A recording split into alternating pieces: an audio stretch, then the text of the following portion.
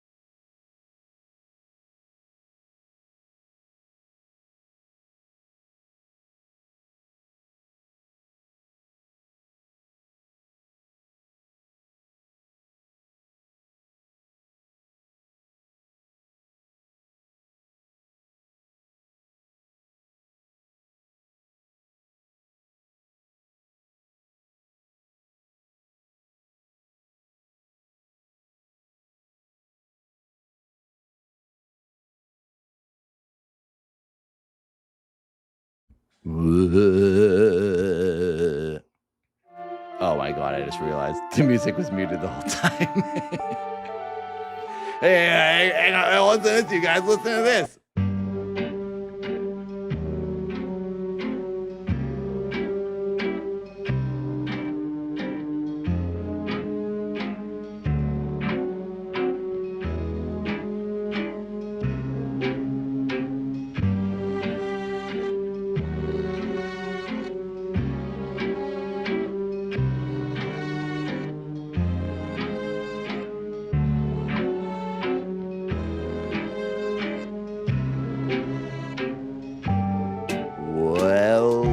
Welcome to Odd Boys, the spookiest podcast on the internet.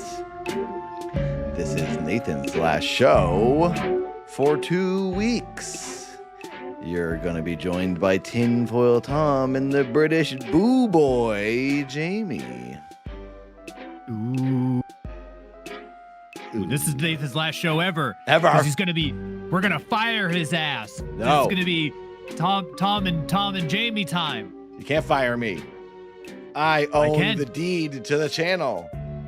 Yeah, but Jamie's the more popular YouTuber. Let's go. F. You got me. He's got more clout. Legally, you got me. I can't beat his clout.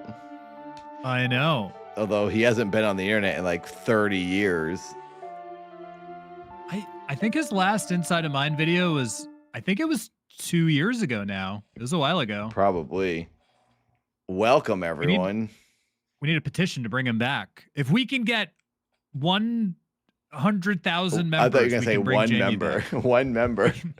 If we can get 100,000 members, we can bring Jamie. We'll buy Jamie's content. We'll just buy Jamie's channel.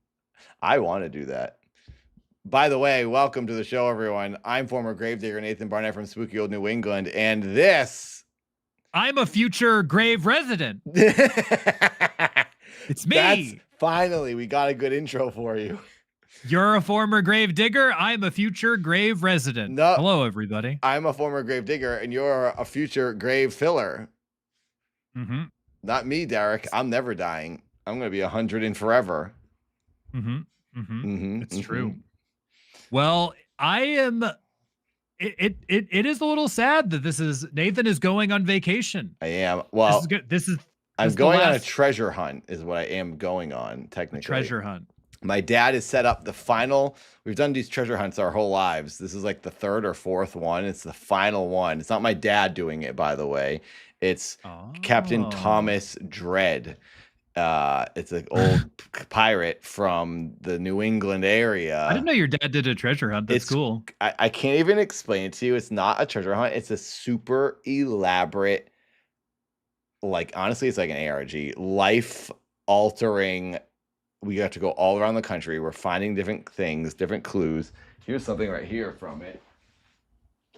My dad makes these things that look super ancient and old. This is a desk that has a secret spot to open it up. There's like these weird constellations that he drilled on. It's like this is like one of many, many devices he's built and created that all intertwine and work together. Like the first one, one of the first ones we did, we had to row a boat out to an island. We found this flat stone shaped like a skull, put it on a stump in the middle of a field that was on this island. We looked through the skull, through the eyes, and then there's a bullet hole in the forehead symbolizing where the pirate got shot in the head. And if you look through the bullet hole, it pointed you right at where you're supposed to go out in the part of the field, other part of the field. Wow. We ran out into the field, and then we found a literal X in the ground, like in the sand, and we started digging, and we undug an actual treasure chest. It was crazy. And that was one of the times we did this. Another time, Seth and I dug another treasure chest out of the ground. It took us forever. It was in the middle of the night. The moon was shining down. I felt like a real pirate. We were on a beach, unburying treasure. It was crazy. So now this is like the final one. So I'm going to Massachusetts tomorrow. Your dad's giving it up. He's not. This is it. The final. Well, I have a feeling if it continues, it would be something like I do for my kids or something. You know, or Josh or something. Yeah, if Josh wanted to do it, I'm not sure if Josh would. His kids are like teenagers now too, but honestly, they would probably do it when they get older because they're really into it. Josh's kids. But yeah, I'm going to do that in Massachusetts, and then I come back for one day, and then I go to Portland. For Halloween where I'm going to hang out with Tom here, and I'm hanging out with DJ Nikki and Piper, and Katie is coming with me. So we're going to have Halloween up there. So I'm gone for like the whole crew. Oh, I'm gone until November 3rd, starting tomorrow. And then even then, it's like with travel, it's like you know, there is the travel fatigue and all that stuff. Let's just say 2 to 3 weeks ish. I'm ready to go November 3rd. Whatever day that is, if we have a show, I can do it. You say that now, but I also want to make make sure I also want to make sure you're okay. Raspberry. Wait, what? I wonder if Odd Boys is streaming tonight. I have the blurb thing huge on screen because I know people want to do the media share, and I always rip them off if it's not full I like screen. that Raspberry's doing that was hundreds of currency points. Thank you, Raspberry, for using lots of currency points to play a blurb. Thank you, Raspberry. November 4th is a Tuesday. That's 2 weeks from now. And then I can do the show then. So in 2 weeks, I'll be back. So next Tuesday, Friday, Jamie from AKA Inside of Mind, I think is going to be doing some version of the show with Tom. I'm still going to be editing videos and clips and uploading them onto the channel. But yeah, the channel will be active. But I just won't be here for a couple episodes. It's just going to be me and Jamie eating cans of beans. And I'll say this. I don't think the show will look as good as it does when I run the show, when Tom runs it. I don't think we're going to have the full screen. Look at this, full screen cutting around. We got it looking fancy, going to the web. Tom, when you did the cemetery stream, we're all like this little shoved up in the corner of the screen in these little screens. That's how it should be. We need the production value. Look at this full screen 4K, baby. Well, I don't know exactly what Jamie and I are going to do. So I will say I just talked to Jamie about this like not that long ago. Yeah. So we don't know if it's going to be on the same days of the show. We want to do something, but we don't know if it's going to be the same day as the regular show. Keep your eyes peeled, everyone. If you see them go live, check it out. But we want to do something. So we want to keep things moving if we can. Yeah. Nice. Well, that's cool. So today, everyone, the show is the Clip Show. We're going to be reacting to the latest factual videos on the internet about paranormal things.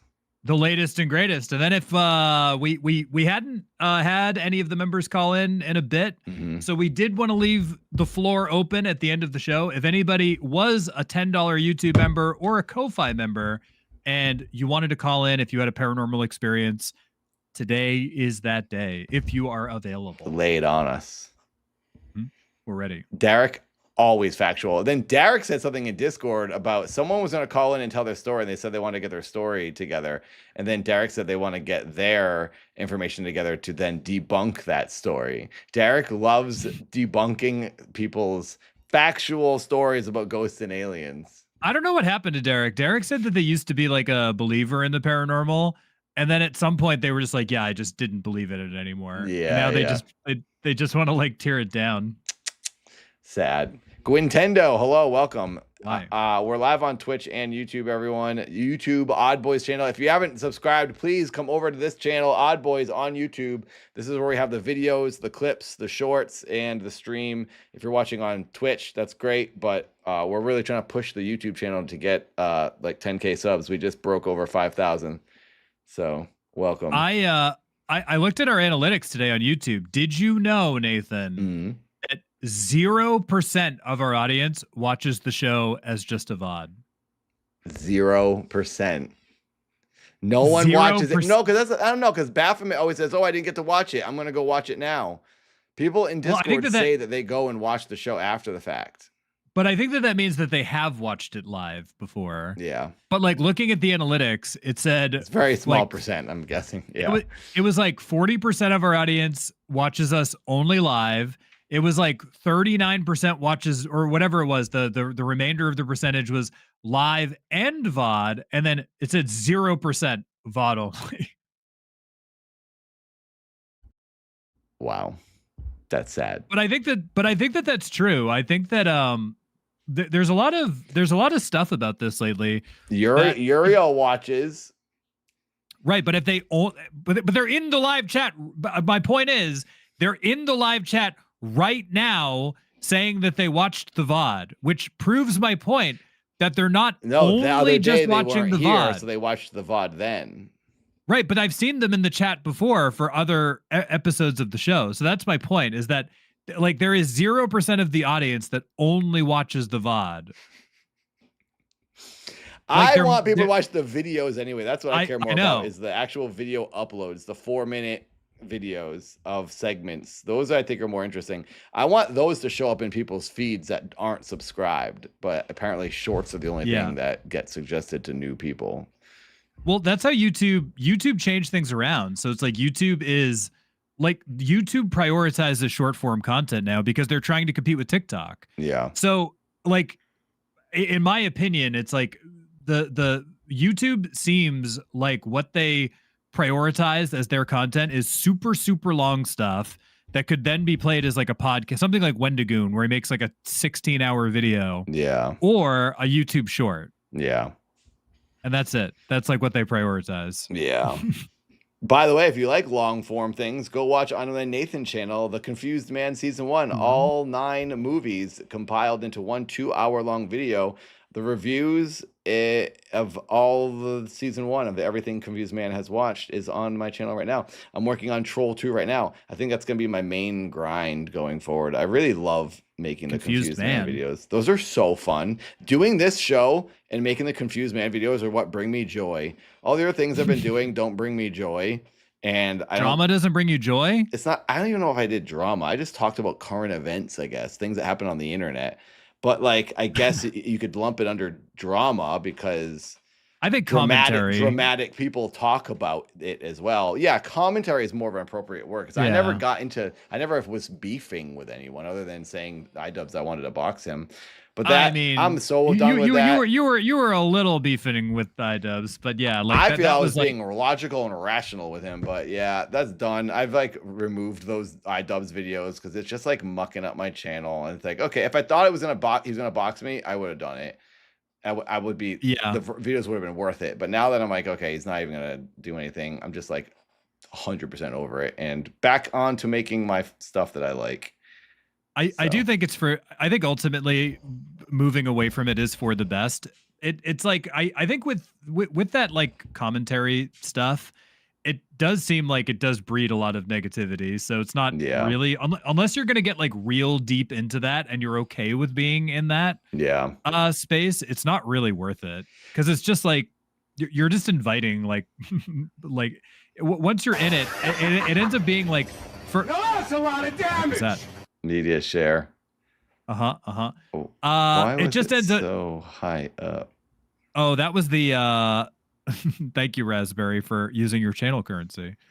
Raspberry was experimenting, but yeah, it just ends up being a lot of like at first it's like people doing commentary on like major events, but then it's just commentary people doing videos about other commentary people. I know, it's to like get it's an commentary endless people. loop. Well, it's like this person said this about this person, but this person said this about this person. So now I have to say this about this person because then this person will say this about this person. They're creating It's storylines for themselves to just have an endless loop of talking. It's just this endless loop of nonsense with like nothing happening and it's pointless. Yeah. Well, I did the Confused Man season 1. I'm working on Troll 2. It's just a shame that kind of stuff gets views and then I can pay my bills. And then if I do the stuff that I like that's creative, I can't pay my bills. So it's like, all right, I'm back to genuinely going to get another job, to get like a job. I think I'm going to do the janitor thing. I'm going to be a janitor some nights a week and get the extra cash that I need. Speaking of janitor, I watched Nathan's brother, Seth's latest short film. I mean, when you said short, it's not real short, but technically it's categorized as a short, but it's not. I will say when you told me short film, I was like, oh, it's 5 minutes long. It was an hour. It was almost an hour long. 44 minutes. It was a little longer than a short, but it was very good. But yeah, I was really also good, like, huh? I was impressed with it. It was very good. If you haven't seen it, I think Nathan has probably posted a link. I did post it, somewhere. but 0 people clicked on it and did it, which is fine. I don't think everyone. You got to pay $12. You help out Seth. You pay $12 to the film festival. You then get the link emailed to you, and then you can vote for it. If Seth gets the most votes, which he currently has, I'm trying to make sure he stays in first place. So he's winning. I voted for him. Thank you, Tom, for voting. Because you've got to support your fellow filmmaking artists. And Seth shot this entire movie while working as a janitor. A janitor. He did it by himself, shot the whole thing by himself. I was there with him. I watched the tripod at a donut shop with him, so it didn't get stolen one night. And I helped him that night, but he did everything else by himself. He did music. It's crazy. It's just really good. He wrote the music? He wrote a bunch of the musics, and he plays the piano in a scene, but then he did use some like songs and stuff in it. He did better dancing than you do. Yeah. You could say that. Alba and I watched it, and Alba said, I dance like a white person too. Because Seth's dancing was like, yeah, Seth, he dances like Seth. I don't even know how else to say it. It was very like old man dancing, but it was like it was funny. It was funny to watch. Yeah. But if you have access to it, it was very good, and it's worth spending the $12 on. Yeah. But also, in addition to Seth's movie, there's like 50 short films that you can watch. So for $12, you can watch all of these. Yeah, Yoda watched a bunch of them. He's like, I watched a bunch of them. They were pretty good. If you want to see it random, I watched a few of them. I posted it in my Discord. You have to go in my Discord and look at things. I could pin it. I could go find it and pin it into the general chat of Discord if you want to click the link to go watch it. But yeah, you got to give $12. Then you can go vote on it. You have to vote on 4 technically, which is annoying. But if you write click on his first, then click on 3 other random ones. I just say don't click on the top one in case that one's being favored since it's in the top of the playlist. Seth's is also at the bottom of the playlist. So if you go to watch it, you have to watch the last one. It's called The Owl in the Dark. For anyone who figures this out or finds the link, vote for Seth's. Click it first. Write a review. Write the name of his movie in your review, saying I like The Owl in the Dark because blah blah blah blah. And then the other ones for my review, I just wrote like, this one was okay, but I didn't even say what one I was addressing, so they're not gonna know what I'm talking about. And then Katie said she wrote N/A, like not applicable, in the review of the other 3. So yeah. Oh, there it is, Kyrie. That's the link. There it is. Random. If you can get on YouTube, Kyrie just posted the link on the YouTube channel. I did watch. I just picked 4. I watched Seth's, and then I picked 3 other ones so I could just review them.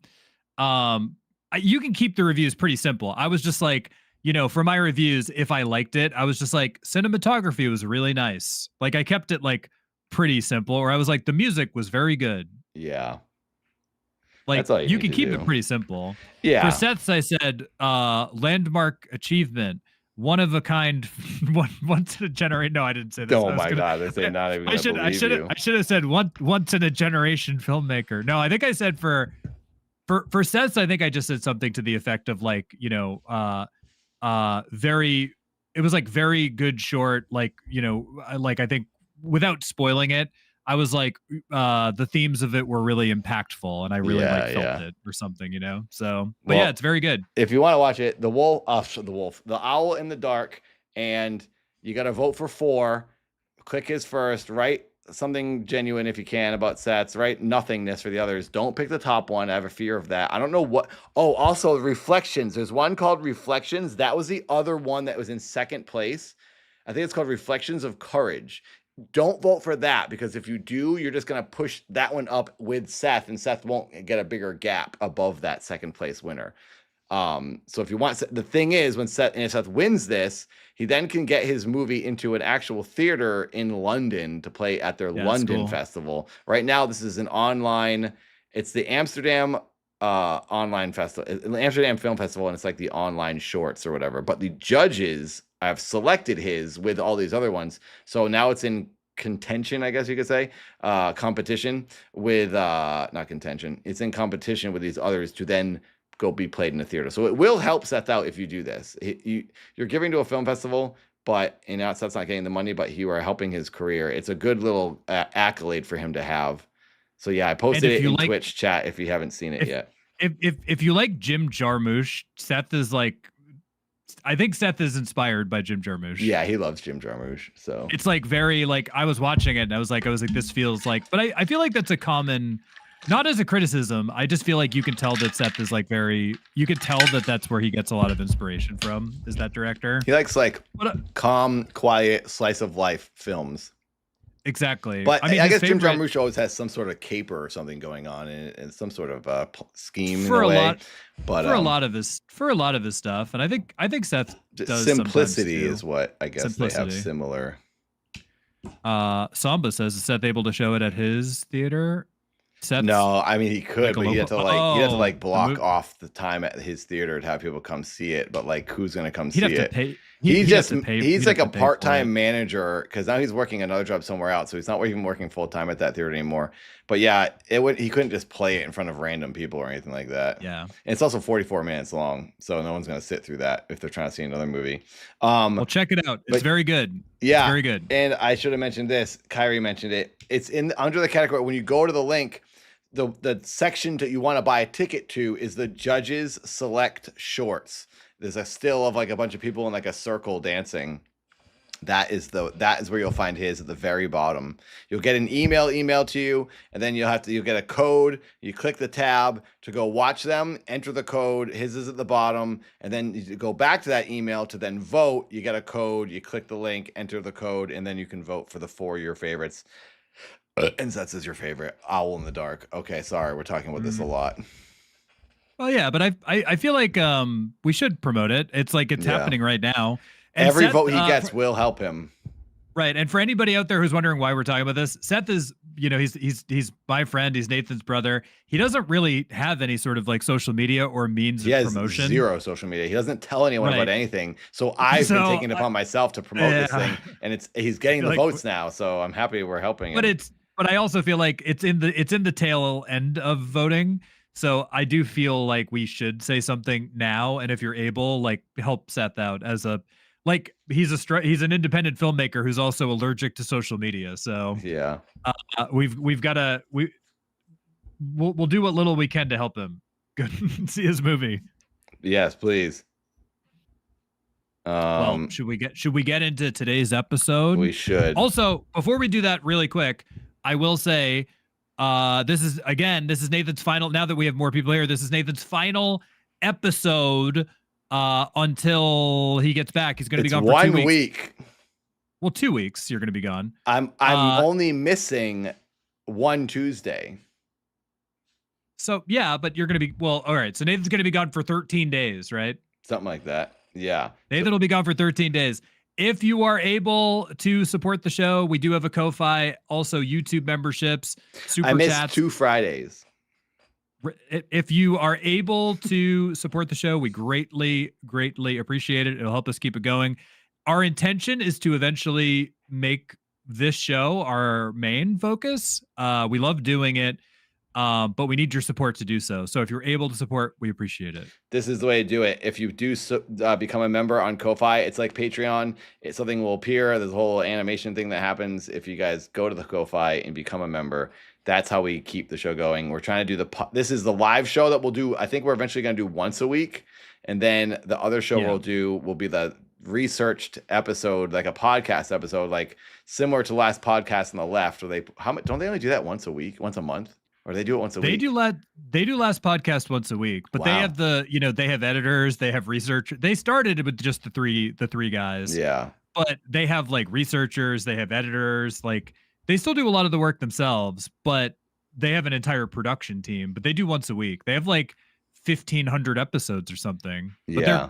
They are very good. I do like them. Yeah. I want to find my episode. I did an episode of that podcast and I need to go like find it.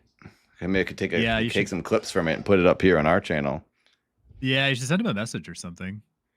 Yeah, it was a producer that set it up with me. That I don't think he's there anymore. Does anyone remember the name of the producer? Who was the name of the producer on Last Podcast on the Left in 2020 and 2021? Was it Travis? Oh, maybe. I think it was, because it was December of 2020 when I did that show. I think he's still there. I listened to the show. If I see an interesting episode, I listen to it. I think he's still there. Let me see if I can find his DM. Yeah, I'm pretty sure he's still there. I think his name is. I think their producers or one of their producers' names is Travis.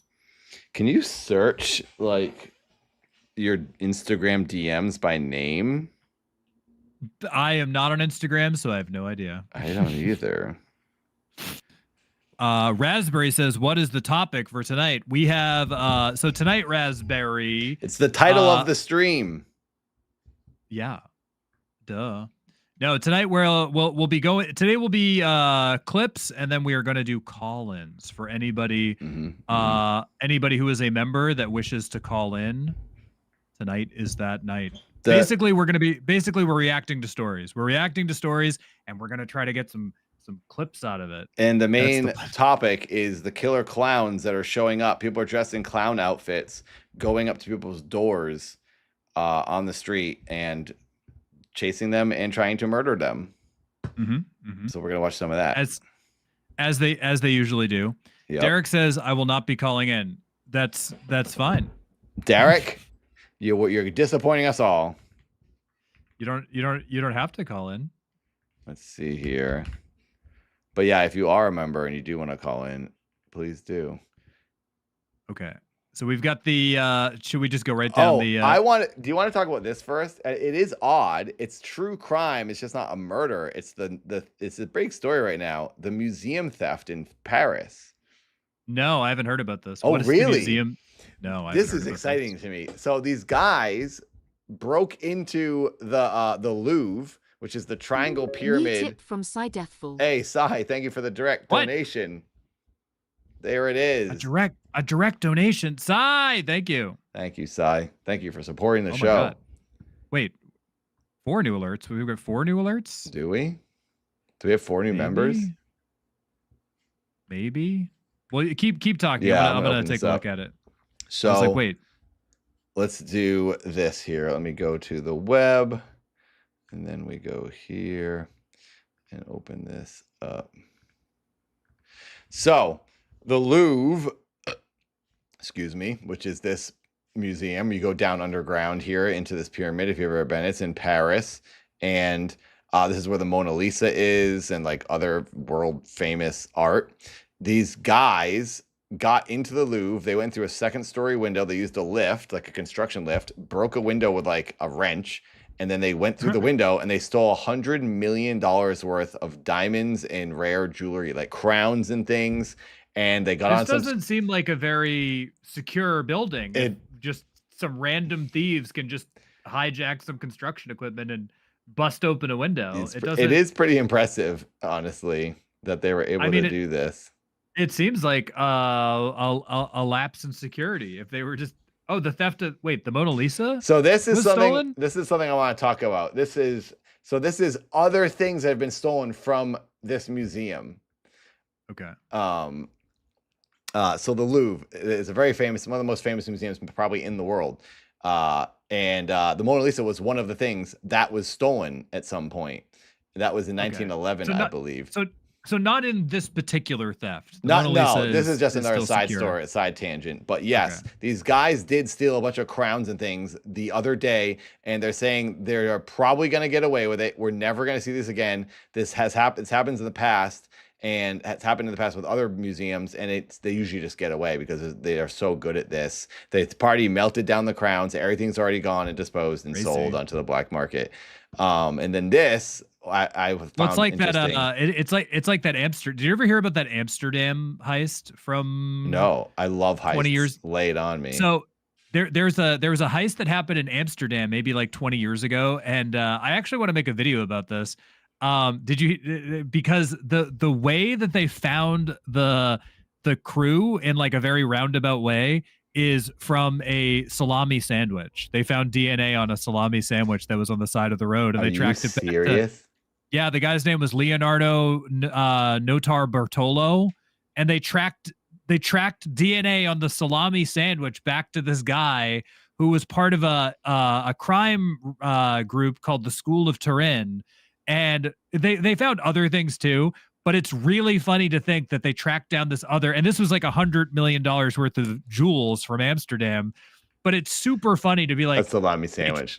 They found this guy because they threw some trash away and they tracked down his DNA from a salami sandwich. You can't leave any trace. You can't leave any trace. So that actually leads to how some of these guys messed up. Scott just mentioned it. They did drop one of the crowns. These guys got on these high-speed scooters and they zipped away. Then they ditched the scooters and got onto some other transportation. And in the process, they dropped one of the crowns and they got that back. It had minor damage. And then I was watching this other expert. This guy was talking who was prior in his life, he was a high-end art thief. He would steal jewels and stuff from museums, and he said these guys were amateur. He goes, you do not mess up. Like this is such a high-stakes thing. Like the top people who do this are the ones who are supposed to be pulling this off. So it's surprising to this guy that they dropped it. He thinks that they were frazzled and they were kind of like dumb. And also the fact that they used a ladder on the back of a truck and then they just smashed it open with like a wrench. Do you know what the problem is with all of these thieves? What? They didn't put lemon juice on their faces.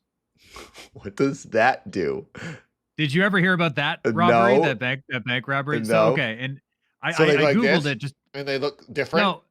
So I Googled it because I needed to remember the guys' names. But in 1995, Greater Pittsburgh bank robberies, MacArthur Wheeler and Clifton Earl Johnson. I think it was MacArthur Wheeler. He thought that putting lemon juice on his face, he was convinced of this. He thought putting lemon juice on his face would make him invisible to security cameras. So they both just put lemon juice on their faces. Is it? And of course, it might be that, but like, of course, they were able to be identified because putting lemon juice in your face does not make you invisible, which they actually you have to be like a child to believe that.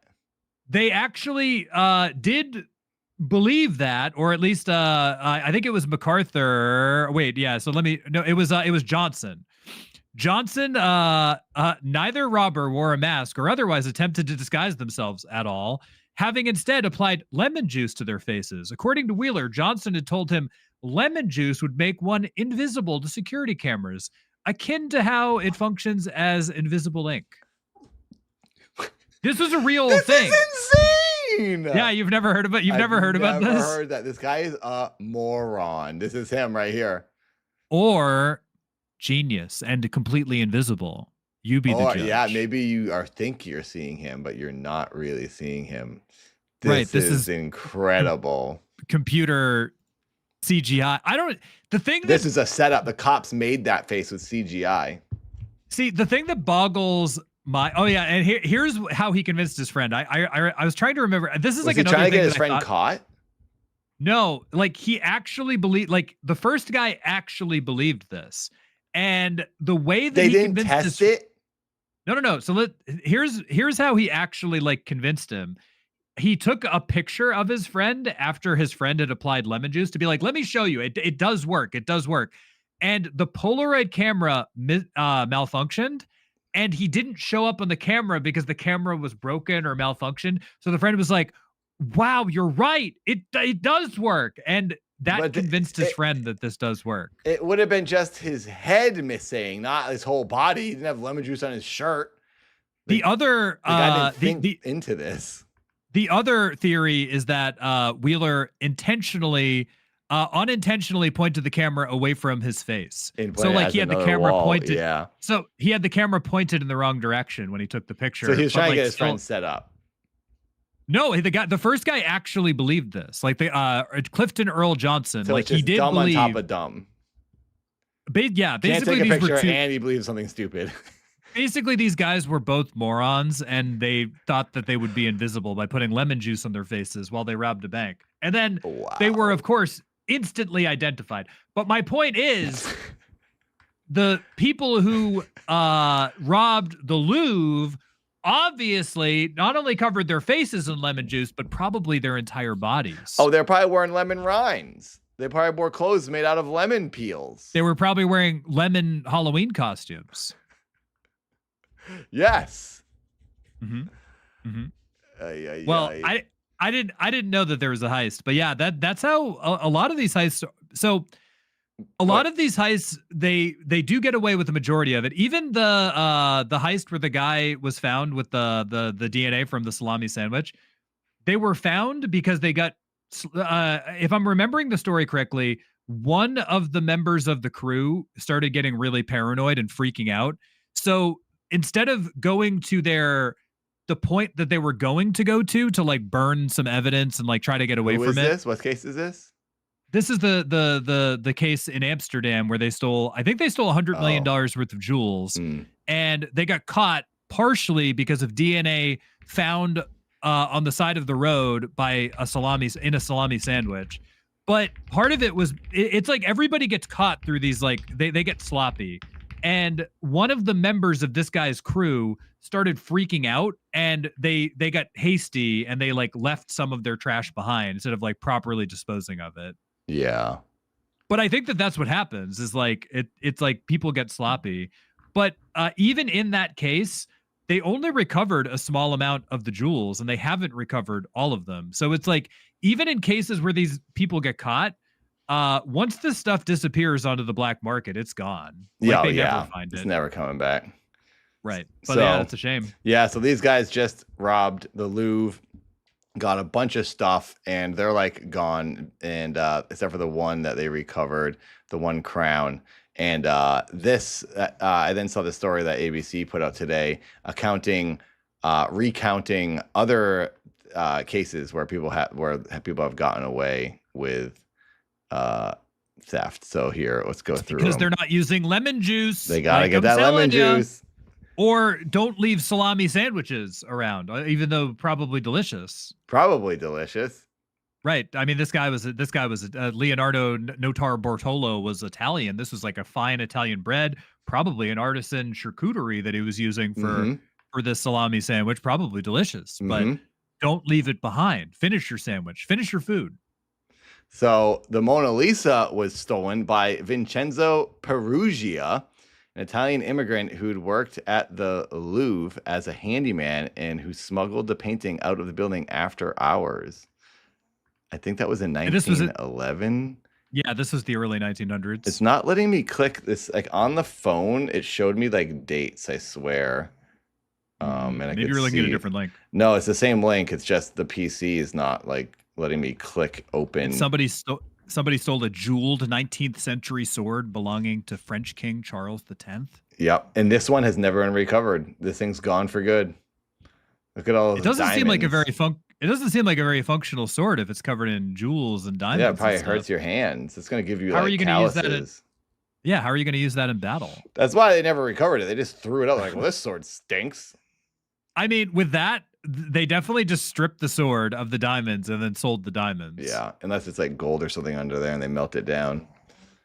Maybe, but yeah, I think that's the thing is like a lot of this stuff just disappear. Like it disappears onto the black market, and then we're never gonna like that's it. It gets sold. It gets sold to some collector. This one is 16th century armor, 2 pieces of Renaissance armor gifted to the museum by the Rothschild family. In 2000, it was recovered in 2021. It was never determined who stole the armor pieces and who did it. That's something that professional thief who I saw on the news talking about this current case, he said a lot of the times they'll offer a cash reward out to the thieves, and they'll be like, hey, $1 million, no questions asked. Leave it here, you'll get the money, and they'll do it. The museums will cut deals with these criminals, and that is probably how this one happened, because they got it back, but like they don't know who it was. That's probably because they cut a deal with them, because the museum would rather have it than to have it get ruined, you know, and they'll pay for it. I mean, the thieves are also, probably last thing, that criminal, that thief did say a lot of times criminals will take it, hold it, wait for that notice for them to say, hey, we're going to give money to whoever stole. So these guys could be sitting on it, on the jewels that they stole recently, but he thinks probably not. What were you going to say? I was going to say, it sounds like a big scam. Yeah, it's like the thieves know that they can just, if they do this, they'll get the money. They just have to wait. It's like a ransom with the museum, basically. Right. And it's like, I think that the museum is so afraid that they're going to lose whatever it is. They're not going to like report it. Yeah. Another time out of the museum, Renoir painting was stolen and some Roman jewels. They cut the painting called Portrait of a Seated Woman from its frame on a 3rd floor gallery. Also stolen were 12 pieces of Roman jewelry. The treasures have yet to been recovered.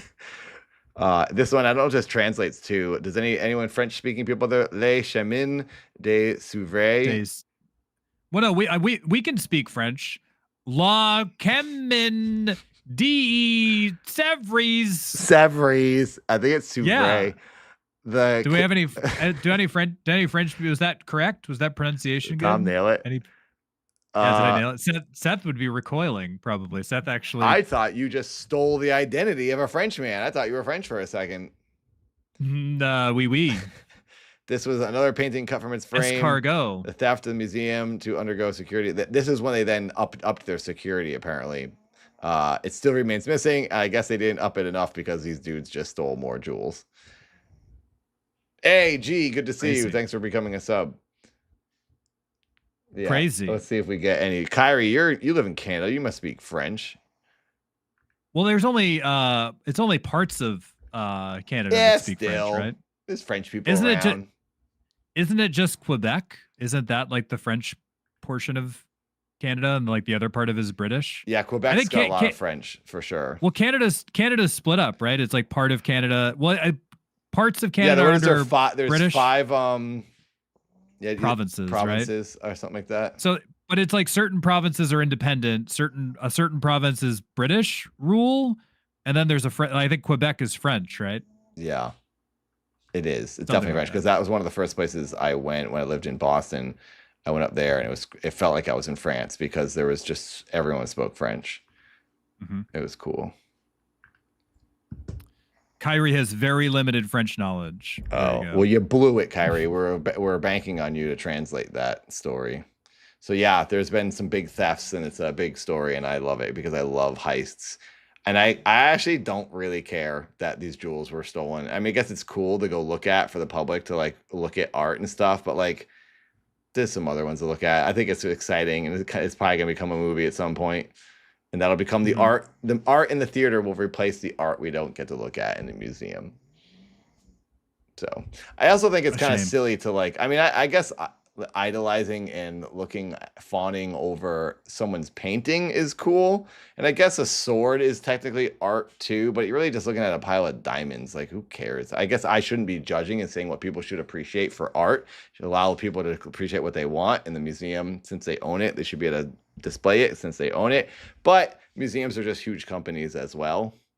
So, I mean, oh my God. Larry, right? It's so big, it's over my face. I can't even see it. I'm not subscribed to you on Twitch. Oh, Tom's not a sub. Can't see it. I can't afford it anymore. This Odd Boys doesn't make enough money. I can't afford it. Wow. Someday we're going to be successful on the show. Someday. If you guys become Ko-Fi members, that's how you can support the show. Direct support is how you do it. Then, oh my, you almost have a treasure train too. Holy crap! On Twitch, Nathan almost has a treasure train. Why didn't that work? Someone just Raspberry just did the glitch blurb thing, and it's not showing up. I guess I don't have it set up. Oh yeah, you probably don't have it. Well, you probably don't have it set up on this screen. You probably have it set up on your gaming screen or whatever. Yeah, I thought I did it on Odd. Oh no, I didn't do the media on Odd Boys. Sorry, Raspberry. Well, we should get into this. Thank you, everybody. Nathan almost has on Twitch almost a treasure train. Oh, thank you very much. Treasure train. That's a new thing. That's right. Well, there's a treasure train. With a treasure train, if you get a treasure train, I believe all your subs during the treasure train are on sale, but you still get all of the money. Close to my nipples. Mm-hmm. Was that on Gucci? What music was that? That was from Megabonk. Oh, I was gonna say I recognize that music. I love some Megabonk. So the treasure train is about to one more on Twitch, and Nathan almost has a treasure train. One more minute. Bye, treasure train. Bye. All right, YouTube, everyone else watching, let's get back to the headlines. Here we go. Killer clowns are traumatizing the public, the quiet neighborhoods. I saw this, and like obviously, they're probably not actually masked psychos, but it is very scary. They're probably just getting a video. They're going to their friend's doorbell and like getting a video out of it. Well, I think this is people filming, like they're probably going to make TikToks out of it or something eventually. Yeah. But this would be really scary to have a masked trio knocking on your door and saying bizarre things. But let's watch this story. Yeah. Chilling video captured on a Ring doorbell camera. Open the door! 3 people wearing It's like a teenage kid going, open the door. Right. I mean, it's obviously like people trying to get content out of it, probably. Yeah.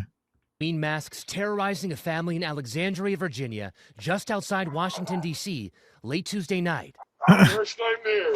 The 3 apparently laughing. like a subscription from Uriel. Hey, we got Ko-Fi subscription. Uriel. Hey, thank you, Uriel. Thank you. Okay, so if we get those 12 members, I'm doing the drawings. We're gonna do another drawing giveaway. I finally mailed out the other 3 to Scott, Endrend, and Space Breakfast. Today the ghosts went out. I'm gonna draw 3 more drawings, and we're gonna raffle them off to the 12 members. Once we hit 12 members on Ko-Fi, I think we're getting close to it. We need 4 more. I think we were at 6. We need 4 more members, and then Nathan is going to do another raffle. And I think we're 27% of the way to our goal that we're trying to hit on Ko-Fi. If we hit a certain amount of members, your goal of having a child. Yeah. I can afford a baby. I forgot about this goal. Yeah, once Nathan hits 100%, he can have a baby. So please become a Ko-Fi member. It's how you can support $10 a month. Direct the website doesn't take anything.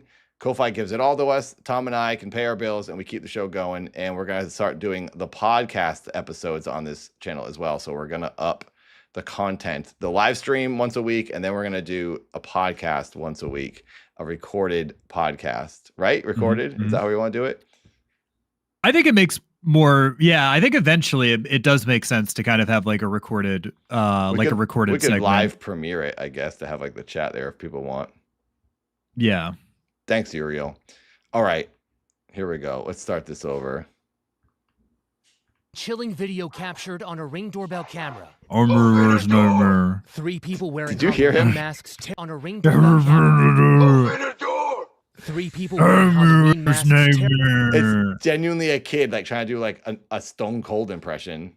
I mean, it's definitely some teenagers just like they're getting content out of it. And then when the kid comes to the door in a second, you'll see like the youth in his skin through the eye family holes. in Alexandria, Virginia, just outside Washington, D.C., late. That's a kid. But yeah, this is a terrible idea. Like, I mean, this is like, I think these are probably teenagers. They're very lucky that somebody didn't shoot them. Yeah. Yeah, I just watched a documentary that really depressed me last night, and it literally that is what happened, and I can't think about it, and so we should move on. It was so messed up. It happens. That's in Florida. Well, it's like but the stand your ground law where you can just shoot. but through also your like, door. if you're in a psycho costume saying I'm your worst nightmare, open the door. So I think somebody could have like a justifiable, like I was in fear for my life. And they have footage of it. If it's in Florida, they 100% are allowed to do it. Luckily, the documentary I watched, the woman who did murder the person did not get away with it because it was a hate crime. But also, I mean, in this case, like if these people are saying I'm your worst nightmare, open the door for me, and they have a killer mask on, like I mean, I love you, Katie. Pretty scary. Katie's home. Does Katie love the chat though? Katie, do you love the chat? She said, they're okay. That's how I feel. That's how I feel about a lot of the chat too. Some of them. Not all the chat. Some of the chat. All right. I'll say we love 90% of the chat, but 10%. Katie, 4 more members and you can have your baby. Only 4? We have my baby, I should say. My baby, Nathan's baby. Raspberry currency to play. Thanks for, yeah, that's an old weird one. Raspberry did. Derek said maybe Katie should have the baby. Katie will bring me the baby. It's the kissy monster. That's right. It's the kissy monster. This is not the spooky show. This is not spooky, Katie. You're ruining our scary show. Gosh, you're making it too cute. Nathan, let's be real. The people are here for the live show. Thank you. They don't even want the spooky show. They're here for the live. The camera's following her out of the house. What the heck? It's like, oh, I like her more. Jeez, camera. Well, there's Katie, everyone. If you get 4 more members, I can feed the baby that she creates. Tom, and then Tom can get another cat. 4 more on Ko-Fi, and then I'll do the drawings. Okay, here, let's continue this. Tuesday night. Worst nightmare. The 3 apparently laughing at first, but their actions quickly becoming more sinister. From pulling on the front door Open the door! Open the door! to making the motion of cutting their throat. They're trying to open the door. To break into the house. I'm gonna tell you.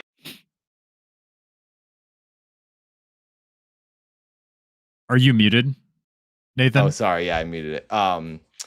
It's definitely their own house that they're just messing around with. And then they're going to take the footage and upload it. Oh, maybe. Well, I mean, this could be at a friend's house or something. But yeah, somebody turned this footage in. I mean, it's on the news. This is like ABC News. Well, it says that they're doing this to multiple houses. Yeah, let's see if they go to another house. They go to the, yes, there's 3 people. So there's 3 houses they could do it at. Well, I think that they're doing this on, I think they're doing this in their town. Yeah. But even still, this is such a stupid and dangerous idea. I'm. What did Katie say? Just keep talking. Yeah, this is a very stupid idea. I think that they're doing it at houses that they know. I don't think they would risk it. These kids, probably kids, teenagers, they're very lucky that somebody didn't blow them away through their door or something. I don't even think it was the strangers' houses, though. Somebody turned. I mean, it's on the news. Somebody turned. The news will put anything on. They put it on TikTok. It got attention. The news was like, "Oh, we'll run that. It'll get some clicks." The news doesn't care. They're just playing it because it's going to get views. And we'll talk about it. And now here we are. Yeah, let's get to the bottom of it. We'll find the criminals. So is this a certified odd or is this a certified no? Yeah. No. Is this certified odd or certified dud? No. What's the opposite of odd? I think it was no.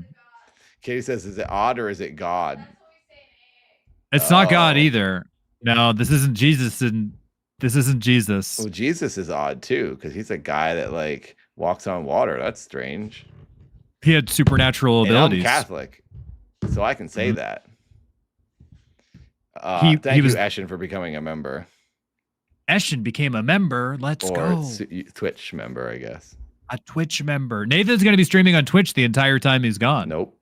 He's going to be doing. I will be editing some videos. I'm going to be making the Troll 2 Confused Man video, and I have a video about 1985 I've been working on for almost a year, and I'm trying to get that stupid thing out. It's taking me forever. I will say this is not a certified bod. I think that this is this appears to be a prank. I am a believer in a lot of the things paranormal.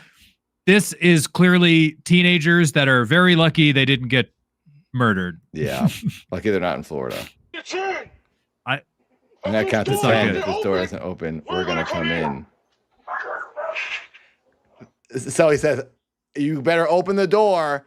Otherwise, I'm going to open the door. So either option is door is getting opened, I guess. You better open the door or I'm going to open it for you. Yeah. That I watched that documentary you were talking about as well. That is for anybody wondering. I know that Nathan doesn't. I know that Nathan was moving on from it, but there's what is the name of it? I forget what it was on called. Netflix or HBO, and it's all body cam footage from the police, and it looks scary because it's like body, and they cut it into a documentary, and you basically just watch this. There's a bunch of episodes with different stories. Why, Raspberry? Why? Raspberry. Why? Stop wasting your channel currency. Stop wasting your even though we get 90% of that supporter pack that you bought. Thank you for that supporter pack. What? Why? Wait, am I earning money from that? So we already earned it. Raspberry bought a Blurp supporter pack and we already got the money, but they have they now have the currency that they can spend. When they first it's like they Raspberry pre-bought Blurps basically. But thank you, Raspberry. Thank you very much. Very much appreciated. Yeah, this one, it is creepy footage. It looks like a horror movie. It's spooky, but it's very clearly not a thing. Yeah. Do you want to watch the whole thing? I think we could let it run. It's only 2 minutes. What does the chat think? Does the chat think that this is real? I realized it wasn't a joke anymore. Our ABC it does get pretty crazy. They broke into this lady's back porch. Family members inside. Well, that's what I mean is like, I don't think it was, I think it was like their whole town. I think it was a group of like teens that were like terrorizing their town. And like, I think that's why it was reported. We should let it play for a minute. Cause one thing I got a bunch of comments recently of like talking over clips and not letting them play. Okay, let's let it play. Here we go. The house. They tore the whole thing down. She says they made their way to the backyard, destroying her fence and the screen to the back door. They came through there, and that's how they entered to get to our door to be able to knock on the back door. I'm not aware of incidents that have occurred this heinous before, and that's why it's so concerning. Police in Alexandria now investigating. The chief calling this video very alarming. But we're going to take every step once we identify them to prosecute them to the fullest extent of the law. Investigators say what may be seen it's not as a prank anymore. Days before Halloween is no joke. Well, I think they were actually breaking into people's, like that lady. They broke into her backyard and they broke her fence. To a criminal offense. Stop farting. Stop farting on me. Eshin. I thought that was you saying that. That's confused me. It is very confusing because that happens to me often too, where people will play blurps of you or Jamie or Alba. And I'm like, is somebody talking to me? But it's just, it's like you saying, I can't believe that Tom said that. Inside of Mind, the third co-host, Jamie, is here. What? Welcome, Jamie. Inside of a Mind? Is he on? He's on YouTube. Go to bed. The best website. But we can't go to bed, Jamie. We're also, Jamie, we need to figure that out while Nathan is gone. We need to figure out what we're gonna do for the shows and when we're gonna do them. But we should do something on the Odd Boys channel to keep the people satiated. Yes. We need to keep the odds flowing.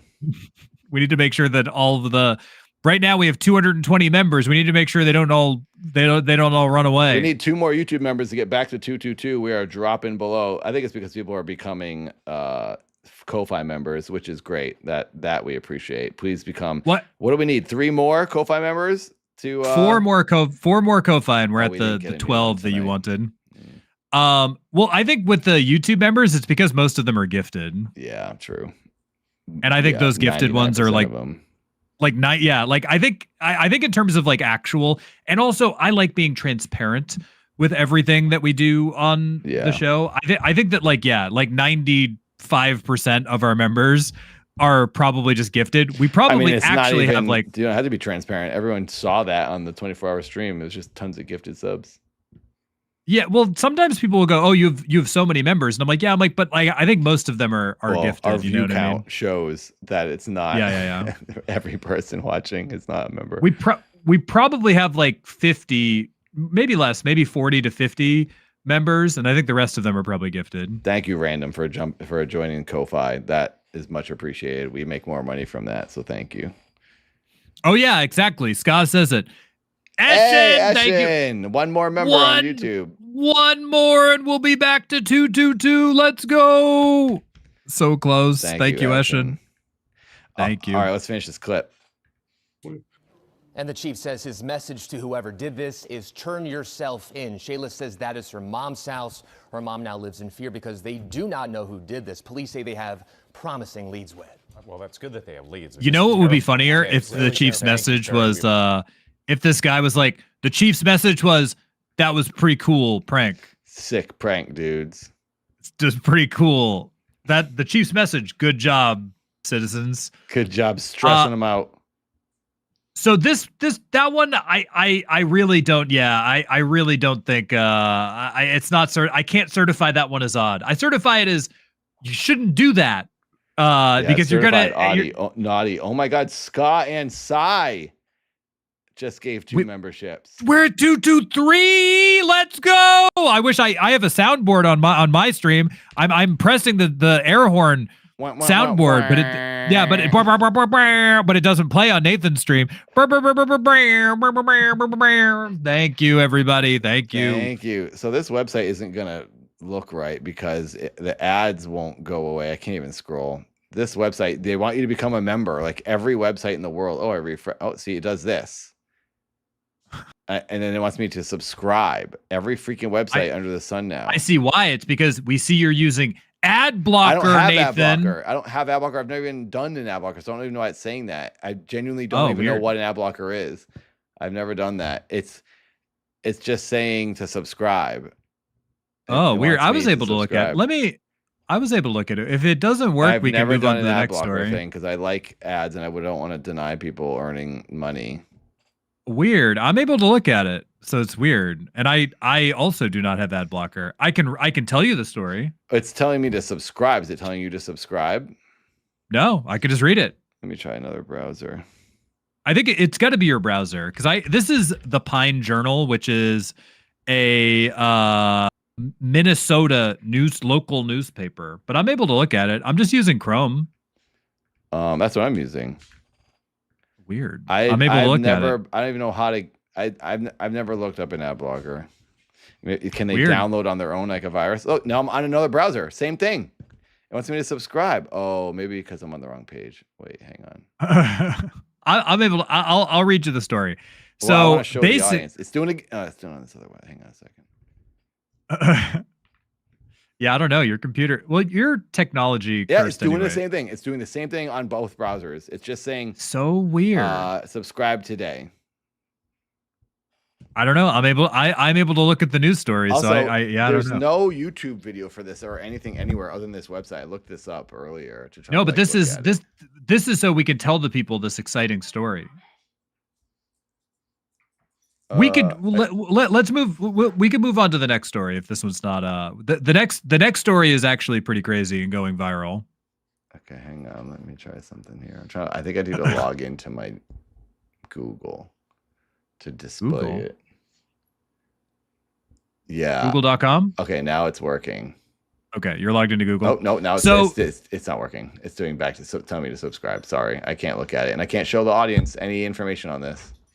Well, if you are interested in looking up the story, I can tell you really quick, but basically in the same vein as the last story, this is in, I don't know the pronunciation of this, Cloquet? Yeah, Cloquet? That's how you say it, Cloquet.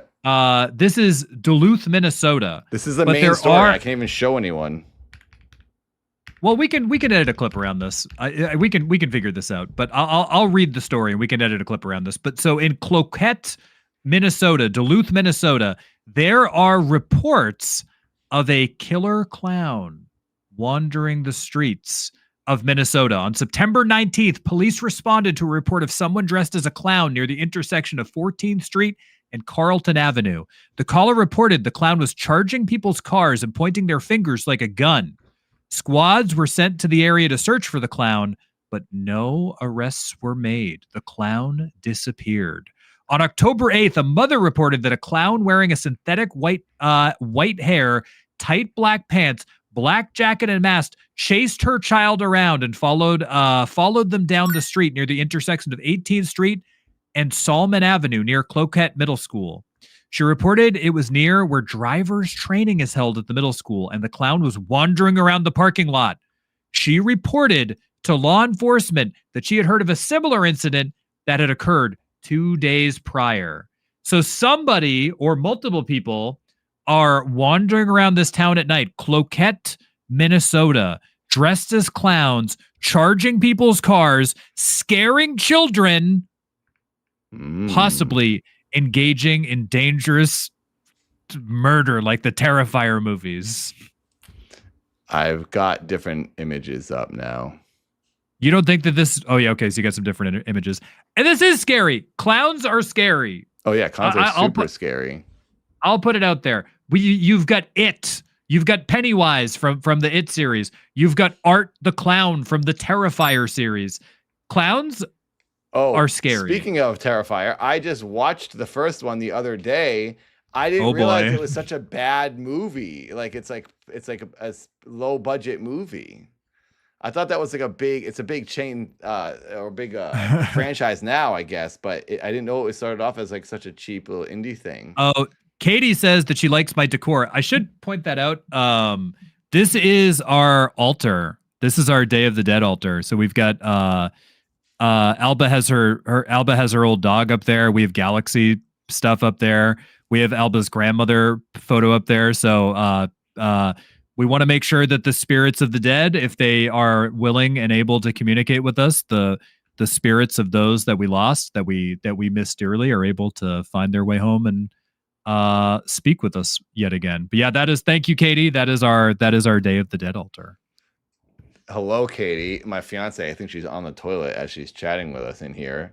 Mm-hmm. And she said something about, she's like, did you read my comment? Is it odd or is it Nathan's fart?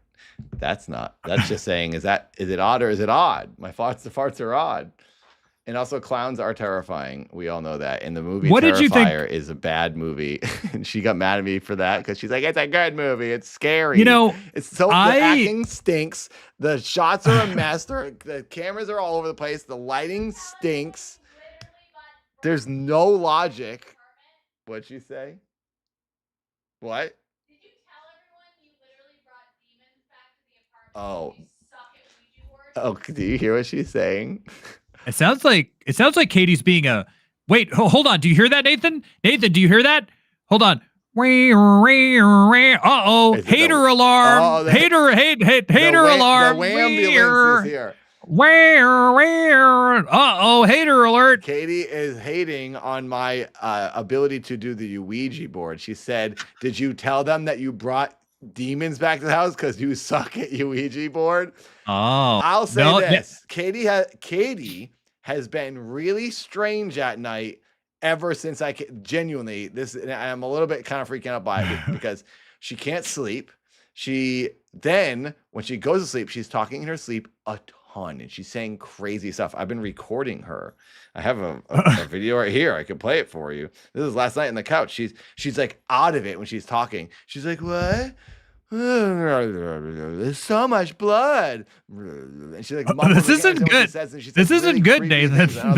This doesn't sound good. It's not good. It's freaking me out, and I can't sleep at night. I'm like, oh my god, did I bring something back to the house? Is it like attaching to her and affecting her? It genuinely, this is happening in real life, and it's weird. And she normally sleeps fine, but now she's like talking all the time, and it's freaking me out. And she's saying crazy stuff, and she's having these nightmares. And she said, She's like, I told you to wake me up. And I was like, no, you didn't. She was just 2 minutes ago. I was talking to you. I was like, no, you weren't. You were sleeping. And she was going like this. She was like shaking. She was like, I was screaming at you and you couldn't hear me. And I was like, oh my God, this is freaking me out. So in her head, she's looking at me and she's screaming and I couldn't hear her, but she was actually asleep. And then later in the night, she woke up and she was like this. She goes, and she like stared at me like I was like killing her.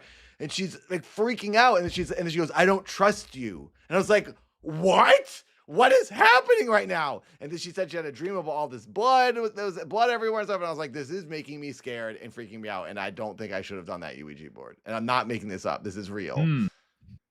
So, I think you gotta sage that apartment or something. Or just move. So. You gotta move now. Katie, we have to move. Yeah. You'll say so quiet now. Do you hear me? I'm pooping. She goes, I'm pooping. Oh, here. This is last night. We fell asleep on the couch, and I woke her up, and I started recording her like 10 seconds later. She started going. I woke up. I go, okay, we gotta go to bed. She goes, bed? Why? She said she turned into Tim Allen. Yeah, basically. And I was like, oh, we're asleep on the couch, and she goes, what? She sounds like she's talking like a cartoon for free. This is how she talks when she's awake. When she says she's awake, but she's not awake. And she got up last night at 3 a.m. and went into the kitchen and just started making cereal. And then she came back to the bed and she goes, no, she didn't even. She got back to bed and then this morning she goes, did I go to the kitchen at 3 a.m.? I was like, yeah, I thought you were hungry. She goes, oh no, I was asleep, because she like put a bowl on the counter and cereal, then didn't do anything with it. And then she like went back to bed. She's like just being weird all the time. Does Katie sleepwalk? No, not since I've known her. This is a new thing. But this would be a question that you should ask her now. Does she sleepwalk? Does she sleep murder? Because I'm freaked out that she could have gone in there. What if she has another nightmare where I'm like killing her? She goes in the kitchen and gets a knife and stabs me because she thinks she's awake. Like, I'm actually nervous about this because she had this dream where I was like a murderer or something. And then when I say to her all the time, I go, are you awake? And she goes, yeah. And her eyes are closed. And I'm like, Katie, are you actually awake? She goes, yes, I'm awake. And then later, minutes later, I'll wake her up and she goes, ugh. And I was like, Katie, you told me you were awake. She goes, well, I don't know what you're talking about. So I'm like, okay, she might kill me in my sleep. If Katie kills you, can I have your camera? No. I'm taking it with me. But I could use it. I could use it to make Project Earth. I'm actually I need freaking myself out now. I didn't even think about that because she went in the kitchen and she got stuff and she was asleep. So what is to say she couldn't get a knife? I'm hiding the knives, Katie. I mean, you know, I will say there is a lot of stuff that can like contribute to like sleepwalking and night terrors and like lucid dreaming and all that kind of thing. It could be like, okay, let's take the scientific approach and take the Ouija board out of it.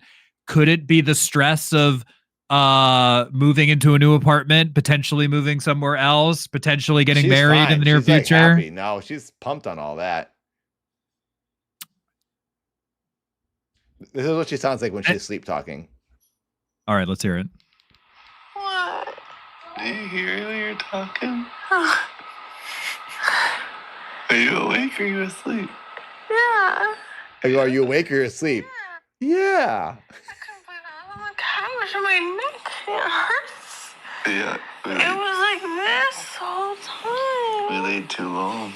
Are you actually awake? Yeah. You're haunted. Like she sounds like Paul Bearer. I mean, we're gonna need an old priest and a young priest. Yeah, we gotta cleanse me and her. I think when off of her. I think when you and Katie visit Portland, we have to go to some church and have her say a couple Hail Marys and we gotta get some holy water or something. In some holy water. We could have a holy water kegger. Holy water kegger. Let's get on your hands. Go. Get her up on her hands. Yeah, but just she got the butthole keg stand. Holy water. Oh yeah, Katie can boof some holy water. Boof some holy water. That's how you cleanse those demons, everybody. I don't know if you know about that. It's called boofing. I'm on the internet. I'm on the internet way too much. All I know about moving is that John Cena did it in a movie once, like a couple years The ago. problem is that I am live on Twitch like 50 hours a week. And those 50 hours a week, people are blurping, or somebody comes into my chat and they're like, Tom, they're like, vape a can of beans for $500. And I go, okay, I guess $500. I'll vape a can of beans. Wait, and like, vaping a can of beans, what does that even mean? You can do that? I don't know, but for $500, I sure would try. Anybody in the chat? Yeah, we got 34 viewers on YouTube. Can we get 34 likes? What the heck? Let's go. And thank you for those members. Can we get $22 in super chat on YouTube is the question. That is the question. I really want to hit these 12 members. All we need is 12 members on Ko-Fi, and I can draw these drawings and mail them to the 12 members. Please. We're trying to hit, what are we trying to hit? Will you 20, we're trying to members? You said 12. I think it should be 22 because the 12 isn't even going to cover the postage for mailing out these things. You said 12. I think it should be 22 so that we can actually. Otherwise, you're just spending money to mail people. I also spent $60 today mailing out the 3 drawings to the 222 members. Right. So your math ain't math. Well, the 3 drawings to the 3 winners of the 222. Right. So you did. It was 6 members, I think, 6 on Ko-Fi. So split between the both of us. We each made $30. Then you spent $60 mailing them. So you lost $30. Yep. Story of my life. Which your math doesn't make any sense. Hey, this is why pointing out quality episodes here for this everyone. is why if I do a goal, I say this goal will be I always say I don't expect to hit this. It is so juicy. Larry. Tell me I'm a bad bitch. Thank you, Larry. Thank you, Larry. Bitch. You can touch my puss. That was $2.50, by the way. Thank you, Larry. Thank you for the money. I do think going forward, if you make any deals, you have to think about it first to say, how much is this going to because we're splitting the money in half, and then the cost of like the goods and the mailing. I think it's my hole. Thank you, Larry. Thank you. I think it should be 22 Ko-Fi members so that you actually do make some money from this. Nathan lost $30 to mail people things, which is very nice of him, but he just spent $30 to mail people things. I also bought the paper and the frames. Also, here's my new pen. I don't think my fiance saw my gift that I gave her. Thank you, Larry. In the kitchen since she's come home. Maybe she'll see it, and I'll show you guys something in a second when she finally sees that. She's like, "Is it good for me?" Let's say, Nathan, to make sure you don't lose any for you, Katie. Every day you come home. To make sure you don't lose any more money, it's 22 members, and we'll do another giveaway. All right. Well, we're never gonna hit 22 members on Ko-Fi ever. I don't think we. They're have literally sitting on a pen. Sitting on a pen. Sitting on a pen. To do that. Oh my god, Larry! Thank you for these blarps. You've just made like $10. Larry is spending a lot of money tonight. Thank you, Larry. We're getting rich. Thank you, Larry. Even after raising the price of these for Nathan because he didn't want the blarps. Thank you, Larry. Well, let's look at this real quick. I finally got, so you were talking about it, but I did get some footage up of the story here. Do you want me to recap the story here? No, that's all right. So basically these people in Cloquet are dressing up as clowns and pointing at cars. And essentially. Oh, and then you started ranting about, I think the thing that derailed us a little bit here, you started talking about the Terrifier movies. Thank you. Oh yeah, Thank you Terrifier, for that, Larry. those movies are bad, in my opinion.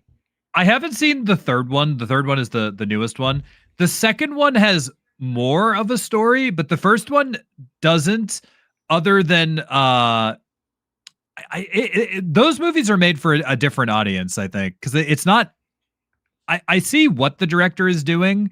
He's basically making those movies are a throwback to movies like Friday the 13th, where they have minimal plot. Yeah. And it's just killer, just murder killing fest. It's just murder fest. Bob said the first one's the worst one, and then later they're better. Because I think they became better, full productions and they had better production value. But it's cool that they started it as an independent thing, I guess. I just didn't know independent, yeah. I just didn't know that it was like film-wise assembled so poorly. The thing that I will the thing that I will always say, the director's name is Damien Leone.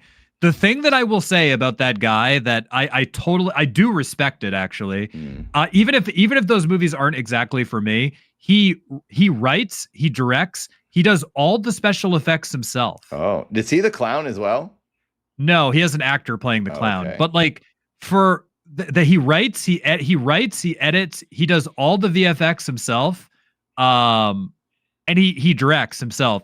And I look at that and I go, this is obviously a man who's like, maybe he's a little, I think he would benefit from having a writer brought in to like help flesh out the story. I think people who like horror movies very like the very campiness. talented. You like that it's not perfect, it's not so polished, I guess. Like I understand that. I just thought it was like a big budget thing. I do think it's all independent. I like that there's a new IP in the horror space. Like there's a new character now to add to the onslaught of people. Like it's not just Pennywise anymore is the scary clown. Now there's this new guy. He made a new, like, they're showing like Art the Clown is at like a Universal. Yeah. And yeah, like this cool. is he's part of Halloween Horror Nights now, I think. Right, which is crazy. And I think if I'm remembering correctly, because I looked into the movies a little bit to see like what they were like, he went to he got a producer, and the producer put up the whatever it was for the first movie, like $10,000. And then the producer put up, they formed like a trust together, but it's just him and like some businessman that like formed a trust. Like the movies are totally independent. Yeah. And I mean, that's like cool. that's like a I mean, very that's cool, what I'm doing with the dad movie. So if my dad movie might look bad to some people, but I do. Fuck me, silly Santa Claus. Larry? Oh, who is it? It's Katie. Katie. Ass. Fuck me underneath the tree and fuck me in the grass. Katie, your girlfriend spent $2.50 to do laughing. that. She's like, hey. She thinks it's so funny. You've almost got a hype train. One more, and Nathan gets a hype train on Twitch. She's such a pervert. My own nice little lady is such a pervert. Thank you, Katie. That's very, very much appreciated. The Thank you. dad movie will be a new stab, if you will, at the horror genre in my own unique way. So I guess some people might complain about mine, so I don't really have a right to like, it's not what I expected it to be. I think it's cool the guy made his own movie. He did this whole thing. Yeah. I think it's awesome that it exists now. It's an independent thing. I just thought it was like more of a polished horror movie, but I'm hoping that mine won't look like that to other people, because I do feel I have the ability to make something that looks legit and not see like, oh, you can see the camera guy's shadow. Oh, the lighting's weird on this part. Oh, some of the audio sometimes sounded like they were in a tin can. Like the janitor guy that lets that lady in the building initially, his audio, it all sounded like that's what he was talking. I was like, they couldn't clean up that guy's audio? Like that would drive me nuts. I wouldn't let it go out like that. I will say, I haven't seen the third movie yet, because I have very mixed feelings about the Terrifier movies, only because they're so mean-spirited. I like it in a horror movie where there's like, and I know that in the second and third movie there's like a final girl who like survives and all that stuff. The Terrifier movies are very mean, like in my opinion, they're a little too mean-spirited. But I will say, to your point about the movies kind of being a little bit of a mess, I've seen the second movie and the production value it's like 10 times better. It goes way up, yeah. But I think that he got better at filmmaking. On Ko-Fi?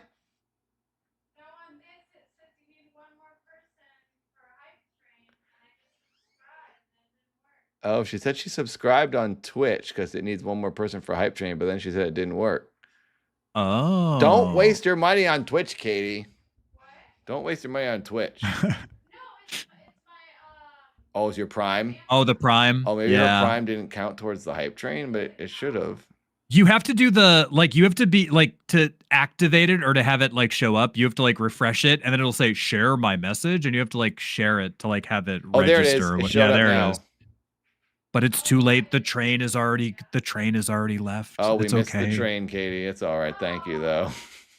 It's okay. We have a chance in another hour. But yeah, anyway, I do want to see the third Terrifier. I do hear that's like Damien has gotten, from what I hear, he's gotten significantly better as a filmmaker, and it's the most like movie, quote unquote, out of all the things that he's done. But the first one is a little rough. The second one is better. I'm gonna watch the second one. Now I'm curious about them. I shouldn't hate on it so much. I think it's cool what he's done. This guy's made these movies. I think now he's a billionaire from the franchise. Right. Like that alone, I'm like, this man, I can respect it as like a independent filmmaker. That's what I'm gonna do. I'm gonna make 10 dad movies, and I'm gonna become a billionaire. Like, and it's gonna be, you guys gonna be sick of seeing dad everywhere. Dad's gonna be the new face of horror. The thing about this guy too that I do respect is that he made like X amount of dollars. Like, let's say he made $1 million off the first Terrifier movie. He reinvested almost all that money into the second movie, and then the second movie made like $10 million. Oh, so he's a true like independent. Like, I was like hats off to that guy. Like he does really care about that franchise. Yeah, so. it's cool. Yeah, a true independent. I like an independent artist. I like what's happening in the Twitch chat here.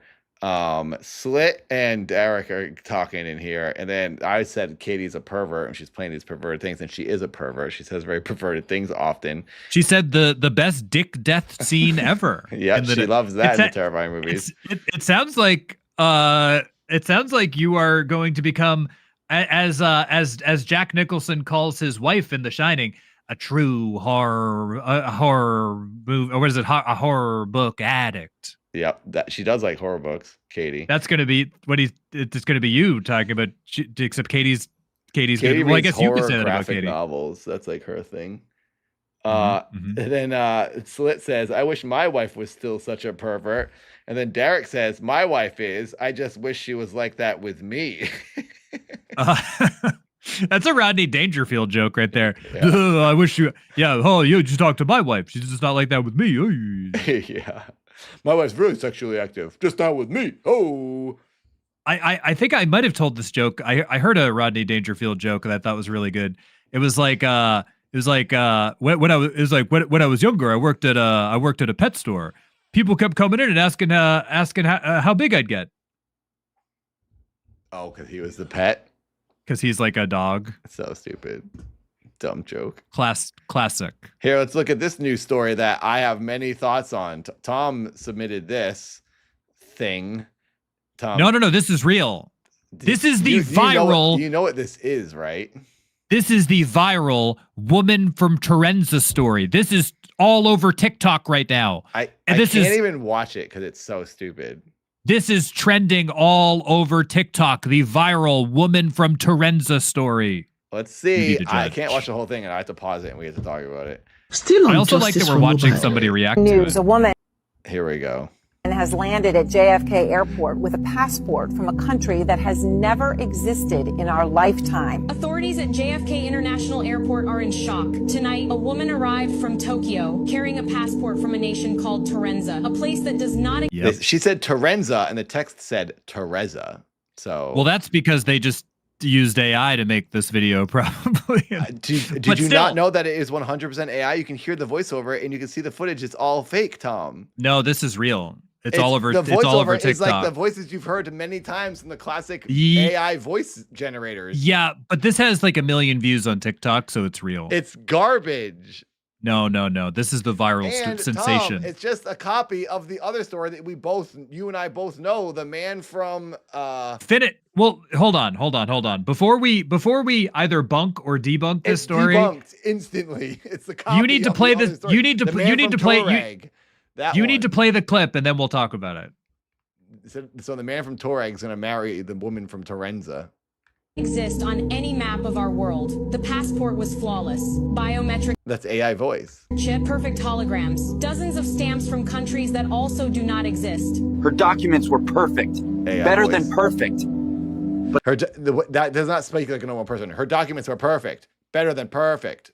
He didn't change his inflection. Also, what is with videos now of someone, this lady's in the lower left, she's not doing anything.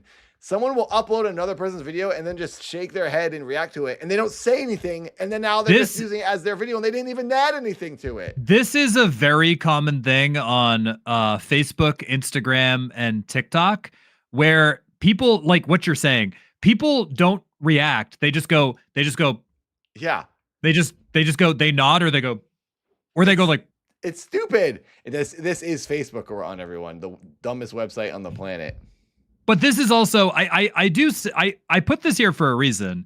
This is trending on like Instagram, Facebook, and that's because a bunch TikTok. Of Karens are passing it around. People are passing it around, but as Nathan is saying, this is just a retelling of the Man from Torrid conspiracy theory. Yeah, which was actually interesting.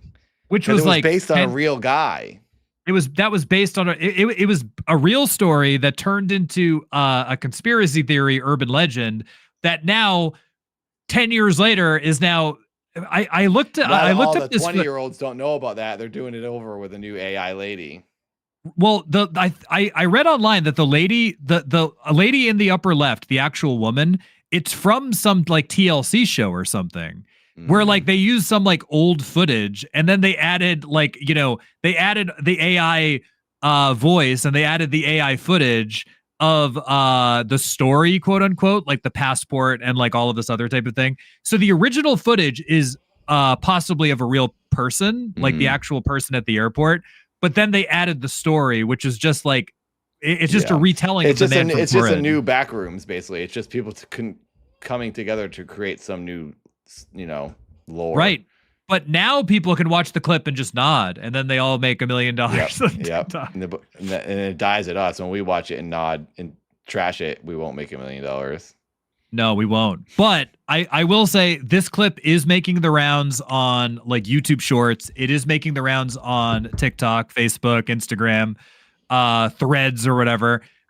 I will say, as much as I would like to believe in this story, we're gonna have to debunk this one. It's not real. Yeah, I can't even watch the whole thing.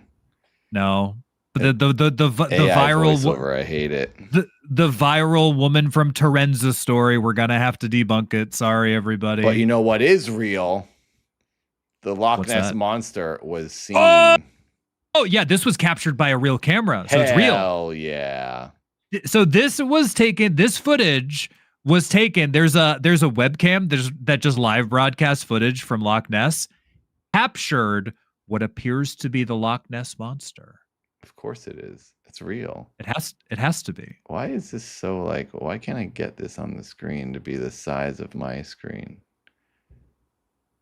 I can't get the YouTube player to fit my screen. I have confusion. Weird. You broke it. I broke it. You somehow busted it. See, it's like too tall. I don't know what you did. The YouTube. I noticed that the YouTube player changed the size of their player.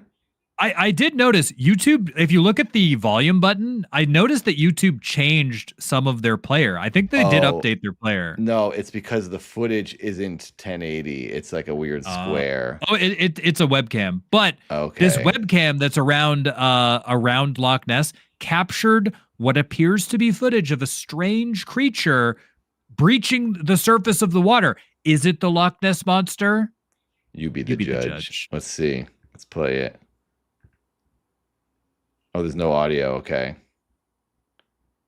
Or it's just like a kid. That's not the Loch Ness. It's just a stick or a goose's neck. Nope, that's the Loch Ness monster. It's so deteriorated. Why is it so crummy? That's the Loch Ness monster. This is ridiculous. No. That was not a Nathan. That was not a stick. That was the Loch Ness monster. It was pretty upright. A stick wouldn't be so straight up. I guess you never know. I guess it could be a straight. That wasn't just somebody. That wasn't just somebody in scuba gear with like a pipe going like. What if it was a scuba man's boner and he was like, done with work and he's going to see his wife and he's getting excited. I'm gonna say that this footage is certified odd. Or it's a guy drowning, but someone drowning, their legs are sticking up out of the water. I don't think that's the way that drowning. Yeah, your head's under the water, you drown. And he's like, oh, he's dead. He's a stiff board because he's a corpse now. I will say this is actual foot. There's it's basically like this. Oh, here we go. Now we got some good footage. Okay, we've got some better footage here. Wait, we got to enhance. Let's enhance. Can we enhance that? We're gonna enhance big time. Looks like we got maybe 1080 here. Here we go. They've got a better camera. They've got something is definitely in that water. Loch Ness monster. Obviously, if anybody says otherwise, they're wrong. I'm starting to believe it. It does look like a goose. There's something in that water, Nathan. You have to admit that. And everybody in the chat. And I don't know what it is. So therefore, odd. This one, certified odd. Absolutely certified odd. I will say this one is. Well, we can't say what it is. It's something in the water. Oh, it on YouTube, Oompa says it's them.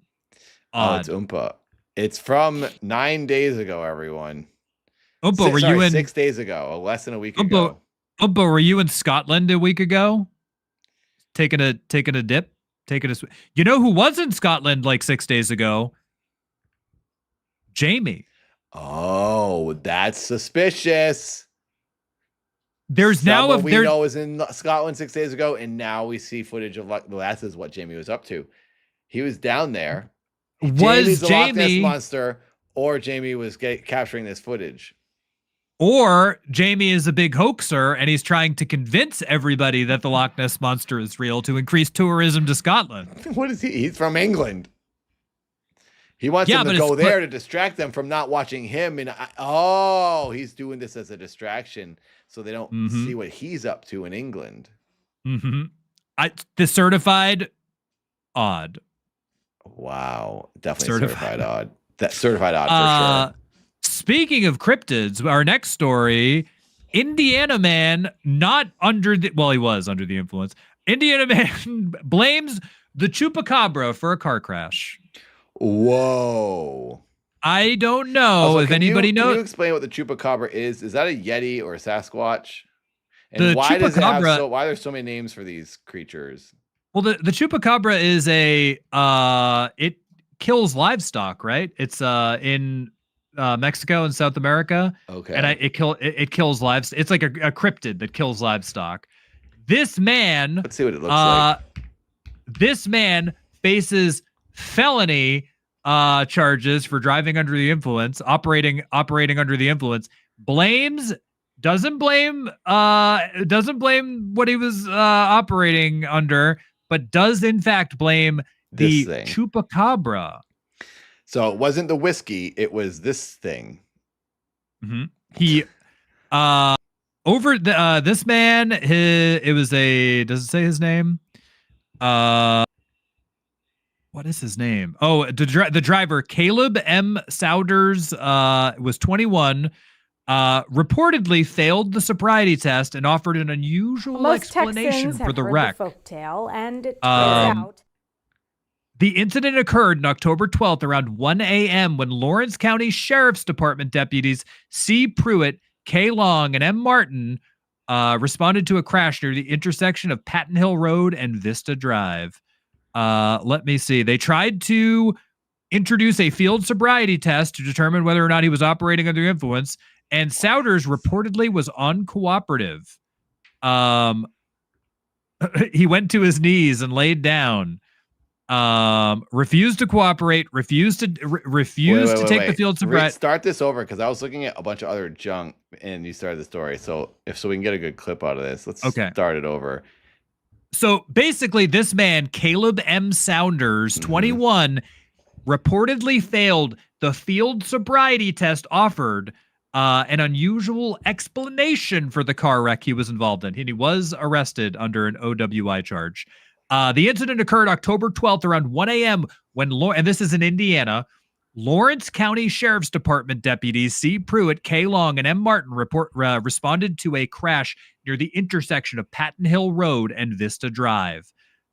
When this gentleman, this scientist, this paranormal investigator reportedly failed the field sobriety test, he instead said that this is a quote, after failing the field sobriety test, quote, the chupacabra ran out in front of him, flipped his car over. I believe it. And his blood ran out in front of him. The blood alcohol content of Souder was 0.15. Is that high? So he was 0.15. He was very drunk. Jeez. But also, the two things can be true at once. Just because he was operating under the influence doesn't mean he didn't see the chupacabra run out in front of him. True. It also says in this article, all individuals are presumed innocent until proven guilty in a court of law. You be the judge. You be the judge. But wow, this guy, Mr. Souders looks here, like a trustworthy fellow. Yeah, looks like a fine paranormal investigator to me. Chupacabra, and it caused him some troubles. Or he was just very drunk and got into a car accident. You be the judge. You be the judge. I will say there's no excuse for drunk driving. You shouldn't drink and drive. Nope, never. And the only points that I will give to Souders is, out of all the things he could have said, he had a 2001 tan Chevy S10. Blaming it on the chupacabra is a new one. Pretty funny. I mean, he's a jackass for driving drunk, so that's not cool, but it is a funny answer. I'm very glad that nobody was hurt, him included. But yeah, this could have been way worse. But nobody was hurt. Even he wasn't hurt. Very glad that nobody was hurt, but it is funny that he said it was the chupacabra. Wow. Maybe we saw the first time sighting. He doesn't have any footage of it. I was gonna say, did he get any footage? You be the judge. You be the judge. Now, some of these are just news articles. That's the thing, is like finding footage of all this stuff. Sometimes there's just not footage. It's like a news article. Well, we have this next one. A strange. Did you hear about this story? This is actually pretty crazy. What one am I clicking on? This has a news article for it, or a video for Yahoo? it. So, this Passport? is ABC News. Oh, down here. And this was like 2 days ago. This plane, this is super scary. And this is just like, I say that this is kind of strange. This flight, with 36,000 feet in the air, something collided with the windshield of this plane, injured the pilots, shattered the windshield of this plane at 36,000 feet, and caused them to have an emergency landing. It was going from Denver. Does the wind come through? How could they even see? It shattered half their windshield, and then like glass started to. It shattered it, and it caused debris to come through, but it didn't completely shatter. Thankfully, it didn't completely shatter the windshield and depressurize the cabin. But this could have been, if the whole windshield what the heck shattered was up there. So the official story is that a weather balloon collided with. Oh my God, that is so dumb. Isn't there no hard substances on a weather balloon, or are there like hard pieces to that, like nuts and bolts or something? This is why I'm like, what was it that hit this plane? So according to this, amid the mystery of what could have hit the plane's windshield on Monday night, Windborne Systems, a long-duration smart weather balloon company, released a statement saying that the object that hit and crashed the United.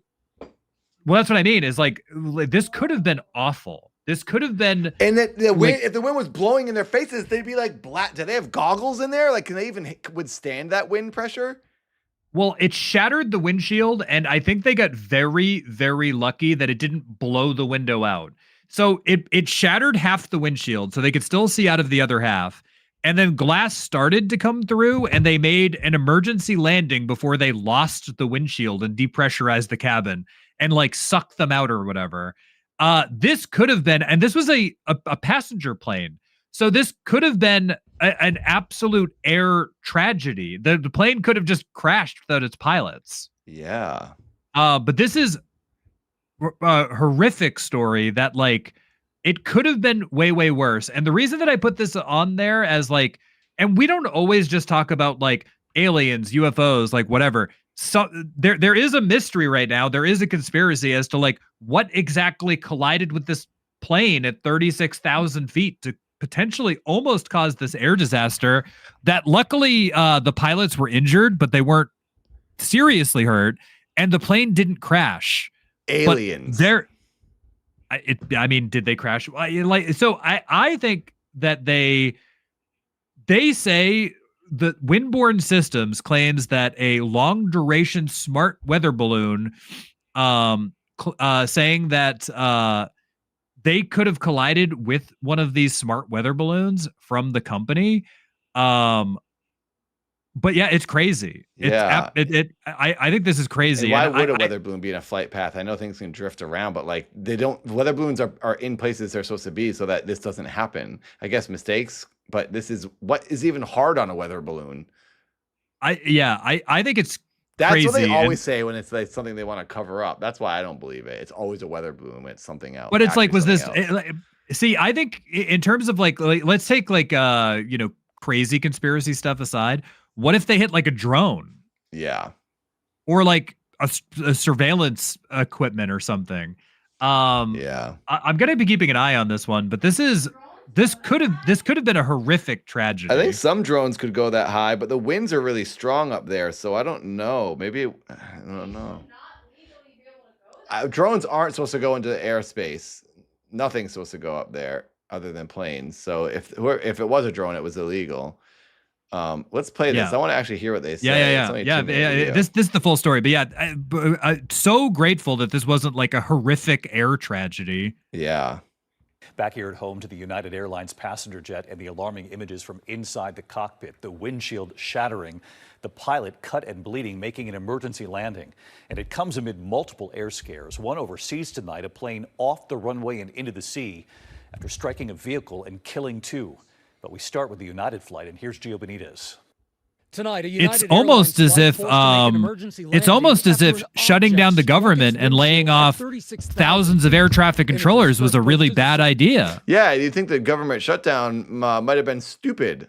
Yeah, it's almost like doing that was a potentially disastrous decision. But it's almost like instead of I don't know if you've seen this, but like it's almost like it's almost as if the president shouldn't be just posting literal videos of he's reposting literal videos of being in a fighter jet dropping shit on people, diarrheaing on people who are protesting him. That's what he's spending his time doing.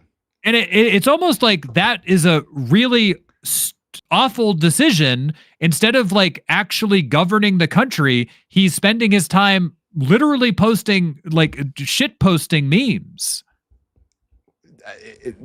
He's the dumbest person on the planet, and I can't stand the guy. Also, the reason the government shut down is based on basically lies, because they're saying that the Democrats want to keep insurance for immigrants in when there's a man who explained it very well. It's like this fraction of a % of the money is going to, if someone who's visiting from another country has to go to the hospital and a surgery is covered for them, or if someone is here illegally and then something bad was to happen to them, you don't want the person to die. They have to get some sort of medical help. It's only in those extreme situations. It's not going at all to undocumented people. Even if those undocumented people are working and paying taxes, they're still not getting it. So all this is a whole other conversation. We shouldn't really get into politics. Yeah, this is the whole really other conversation. That this that's a whole other conversation. It's not at all what they're saying it is.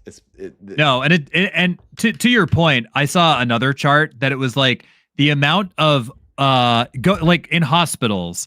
It was something like, in terms of like undocumented individuals receiving medical care, which is what the Republicans are like. This is their like rallying cry that they're trying to stop that.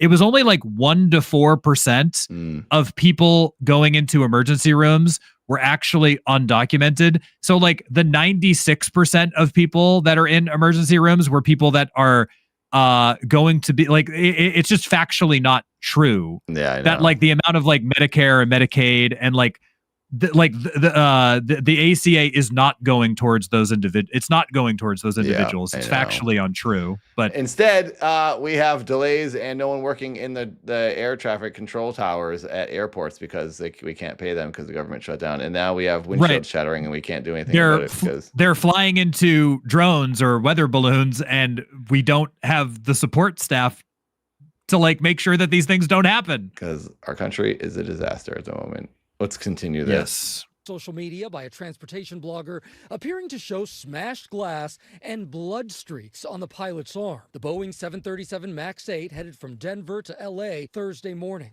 forced to make an emergency landing in Salt Lake City. The pilot making an announcement to the 134 passengers on board. He said the aircraft has collided with an object and a window in the cockpit has shattered. So we need to make an emergency. So landing. crazy. Officials Could you say the imagine pilot being was that treated by pilot? firefighters Yeah, for a minor that's injury. scary. Like being like, Still unclear oh what my struck God, the I'm aircraft, but investigators say the 36,000 feet in the windscreen air. is being I'm sent to miles above the NTSB earth, and the laboratories for windshield is now examination shattered. and overseen. What do I do? Yeah. Oh, have you seen this one? This plane crashed the other day too.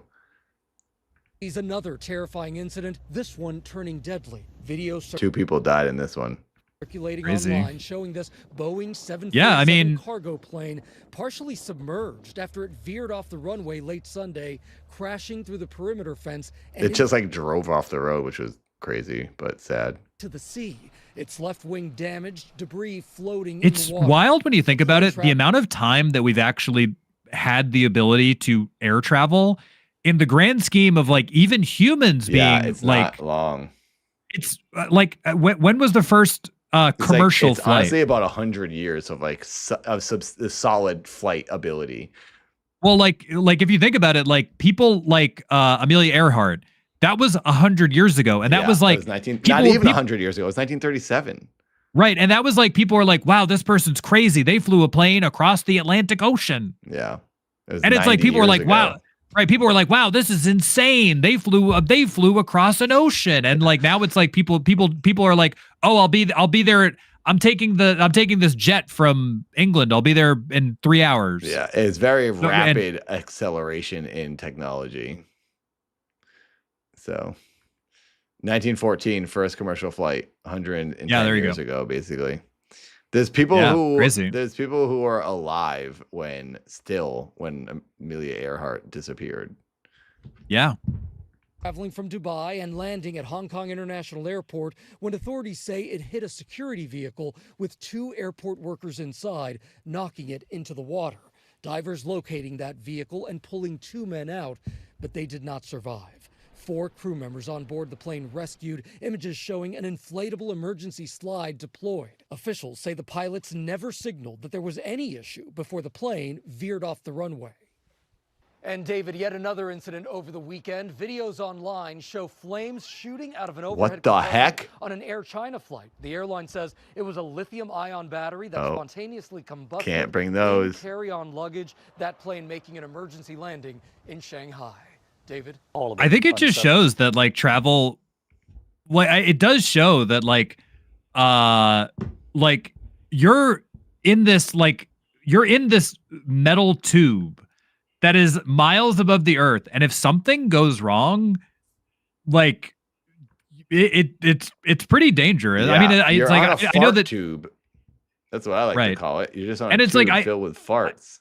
I do know that like statistically driving there's more car accidents than there are flight accidents, luckily. But you're still like if you're in this plane and like somebody's lithium ion battery explodes, it's pretty scary. Or like Yeah. something hits the windshield. But like yeah, luckily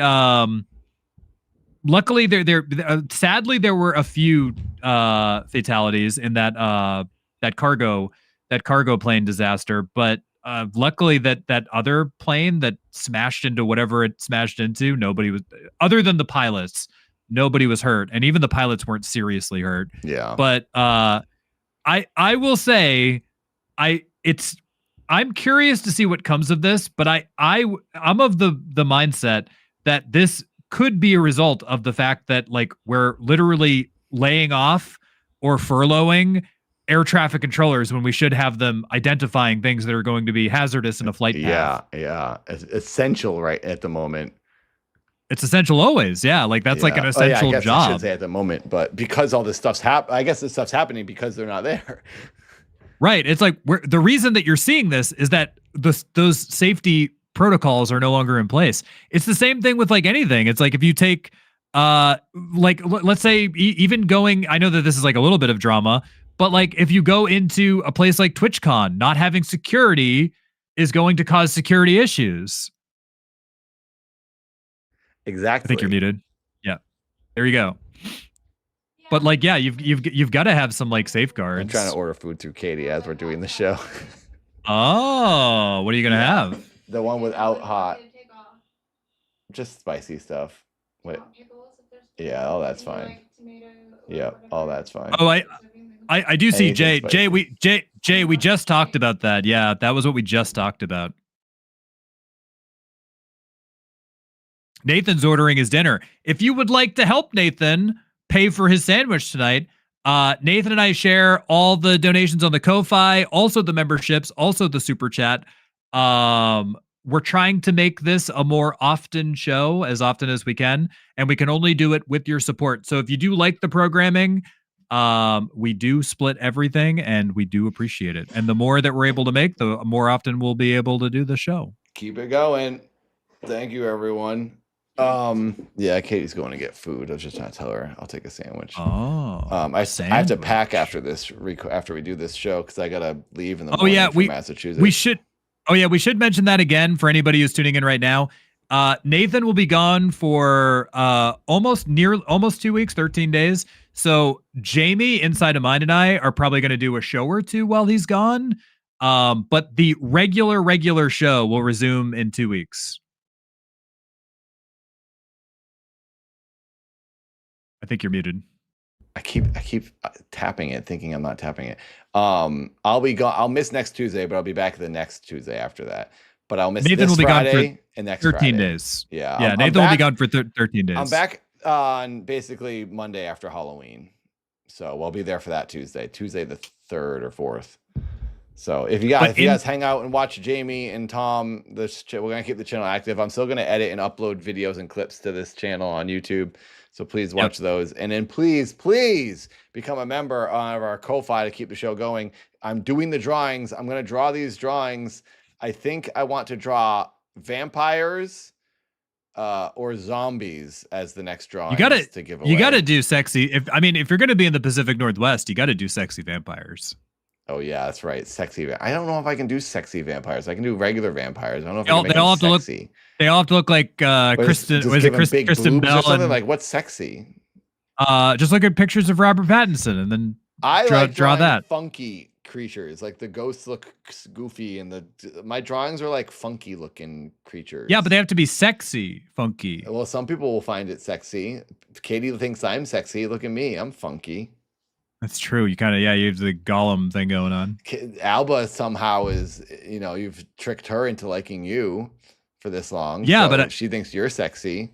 You know what I think it is? I think that both my wife and your girlfriend, soon to be wife, I think that they saw pictures of us when we were like 23, and they were like, "Wow, you used to be attractive." Maybe you'll go back to that. Yeah, like instead of just being old goblins like we are now, they're like, "You guys used to be attractive." Wow. Yeah, well, the good old days. We should have like masks of like what we used to look like over our heads when we're around. Someone said no.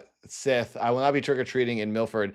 I'm going to be in Portland on Halloween. I'm going to Milford tomorrow for like 5 days or however. We can go trick-or-treating if you want. We can go trick-or-treating if you want to. But Katie and I will be in Portland on Halloween night, and we're dressing up. I'm dressing up as Ben Stiller's character from Dodgeball, and Katie's dressing up as Stone Cold Steve Austin. So we're going to be dressed up on the airplane. Yeah, but why are we're gonna land? So hold on. This is the first I'm hearing about these costume ideas. If she's dressing up as Stone Cold, you have to do a couple's costume. I know. I was gonna be a wrestler, but I couldn't find a wrestler who had a mustache because I don't want to shave my mustache. No. I thought about doing Paul Bearer. Katie, why did I do Paul Bearer? No. If she's gonna be Stone Cold, you have to be Mr. McMahon. Mr. McMahon was his enemy. I've already talked to her about this, and I said that. I said, we need to be someone that I could pair with you, either Vince McMahon or The Rock. Or The Rock. Yeah, exactly. But I have this mustache. What, Katie? I think the closest, and I already looked at this, I looked up the whole website of like wrestlers with mustaches. And honestly, it could be Rick Rude. Rick Rude is the only one I could be, but I didn't want to wear no shirt. I didn't want to wear just the bow tie. No, wait. Nathan, I got it. I figured it out. I got it. I want to be Paul Bearer because it'd be fun to be like, ooh. No, hold on. I figured it out. Stone Cold Steve Austin coined the term Austin 316 when he fought Jake Roberts, Jake the Snake, who had a mustache. I could do Jake the Snake with a mullet. He didn't. His mustache was more like this, like a handlebar. But you could be Jake the Snake, and like Jake, that is where Austin 316 came from. It was because that's when Jake the Snake became a born again Christian, and Stone Cold famously he was a born again Christian. He was making the Austin 316 was him saying. I'm paraphrasing, but he goes, you got your Psalms, you got your Bible verses, you got your John 3:16. Well, Austin 3:16 says, I just whooped your ass. Yeah. He made it up facing that whole catchphrase. Yeah. It's from that. So you should be Jake the Snake. Promo. Stone Cold was like different then. That's when he went into the white trash thing. Yeah. But yes, my mustache looks like, it looks most like Rick Rude. I couldn't do Ric Flair because he has a blonde mustache. I'd have to like dye this or something. It also doesn't make sense. Ric Flair never had a thing with Austin. Guess it could be fine that we were just two wrestlers. That kind of connects better than. I looked up characters with mustaches and I was like, oh yeah, Ben Stiller's character in Dodgeball has a mustache that goes down like this, but I could just like draw.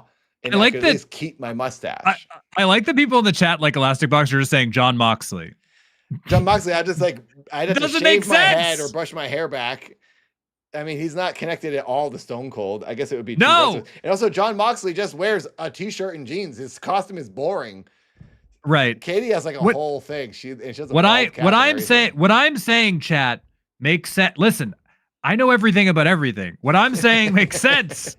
What I'm saying makes sense because Austin started his career against Jake Roberts, who had a mustache. Would be good, but I don't want to wear no shirt. He never wore a shirt. He was like a fat guy, and he wore like spandex. No. He had the snakeskin vest that he wore.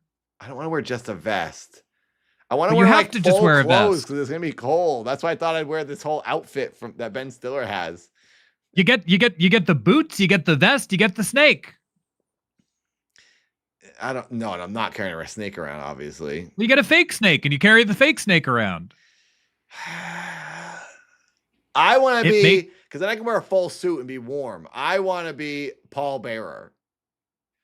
But then that doesn't make any sense. Did he ever interact with Stone Cold? Did Paul Bearer and Stone Cold ever have any interaction? Austin faced the Undertaker, but like he didn't like that night. But it wasn't like that moment is what we're emulating.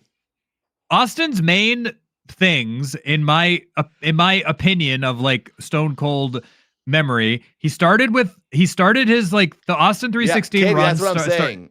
That's Paul Bearer, Katie. But Tom says I can't. It started with Jake Roberts, and then it was The Rock, and then it was Mr. McMahon. Mr. McMahon was the best feud with Stone Cold. And then eventually Stone Cold got all hurt and injured and like left. I know it's not like mine, Derek, but if I paint myself pale and I go like, ooh, and I had the black hair, ooh, but then she'd have to be the Undertaker. But then she should be the Undertaker if that's the case. Wrestling entertainment, that's all. I'm the spooky wrestling guy, and she's like the regular wrestling guy. Paul Bearer wasn't even a wrestler; he was a manager. But it works for Halloween because he's spooky,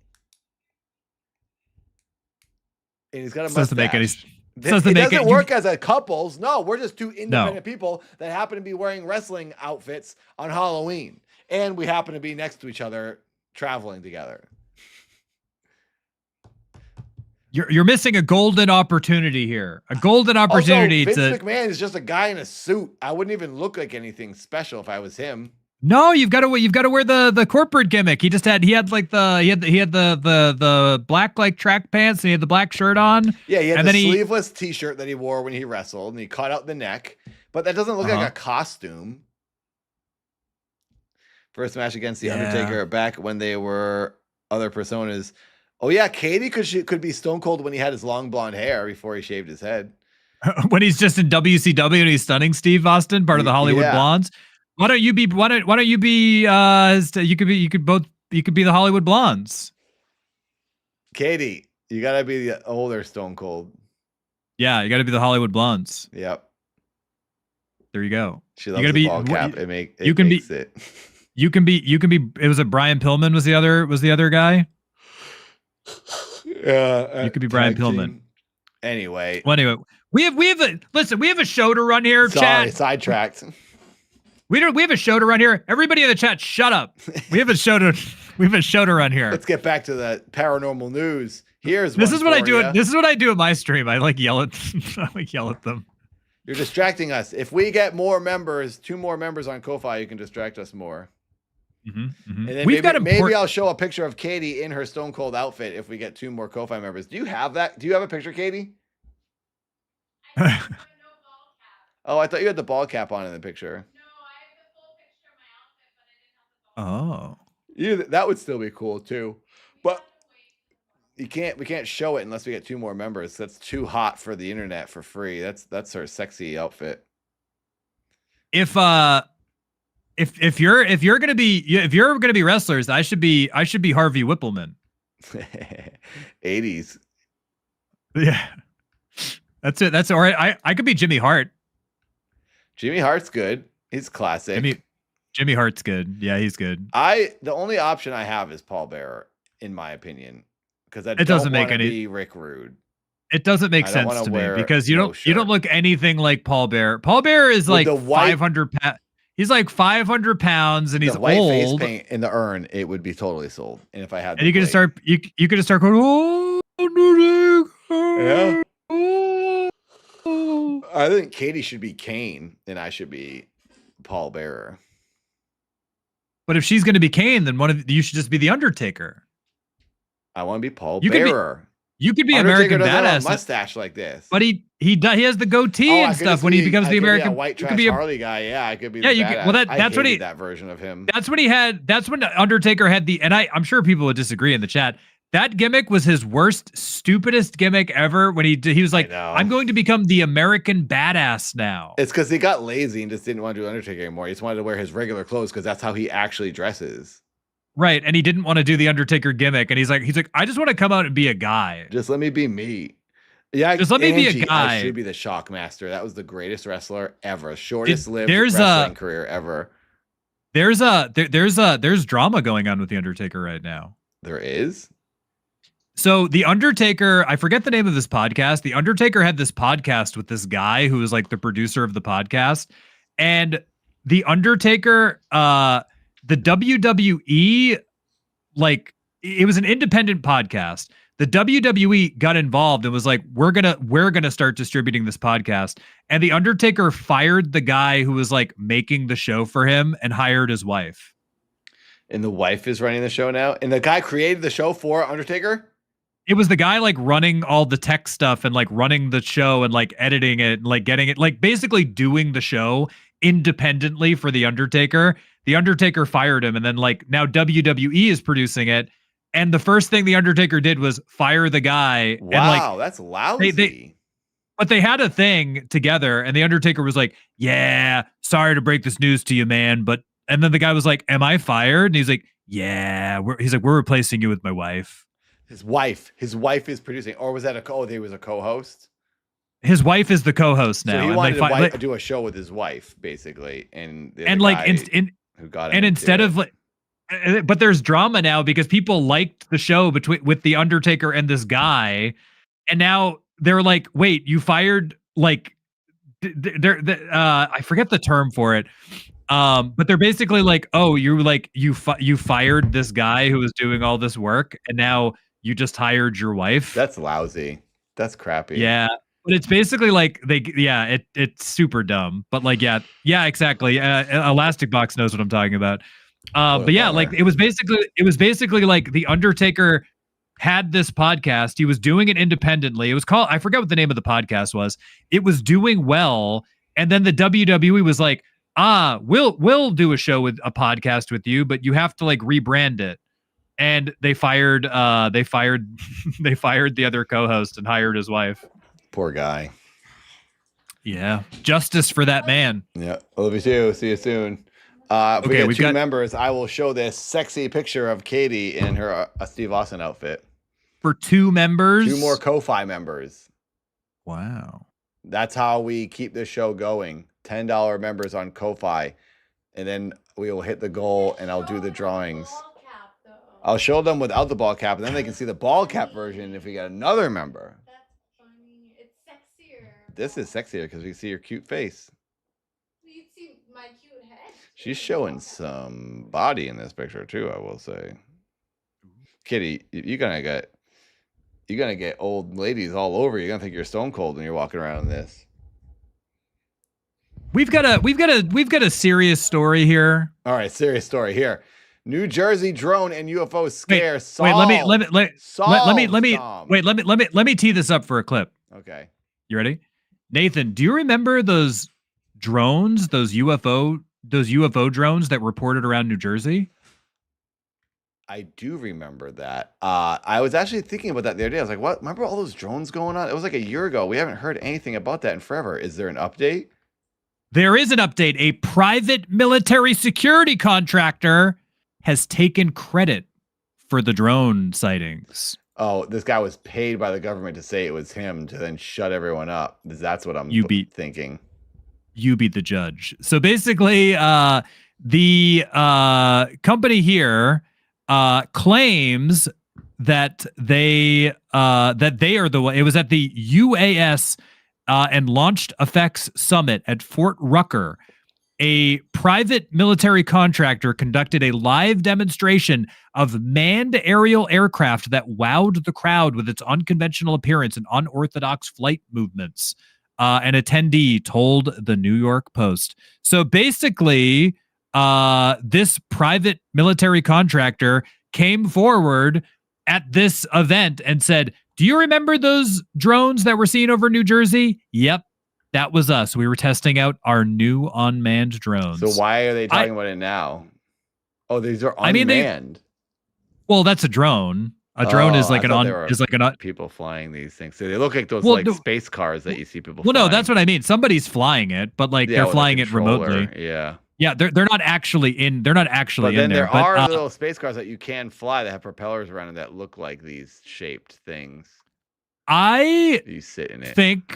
I do think that this is probably. I said this at the time that I thought that this was the military conducting, or like something like this, like a military contractor conducting like test flights, and then people started taking pictures of it and freaking out.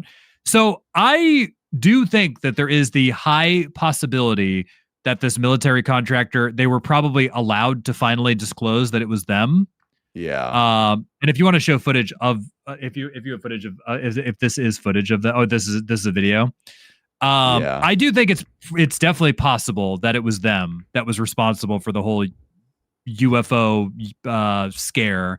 But I think that's why you stopped hearing about it when the government was saying we're going to get to the bottom of this, and then it just kind of went away. Yeah. I think it probably was a military contractor. Probably. And then when they got to the bottom of it, it was like, oh, it was a defense contractor flying these drones around everywhere. Let's see what it says.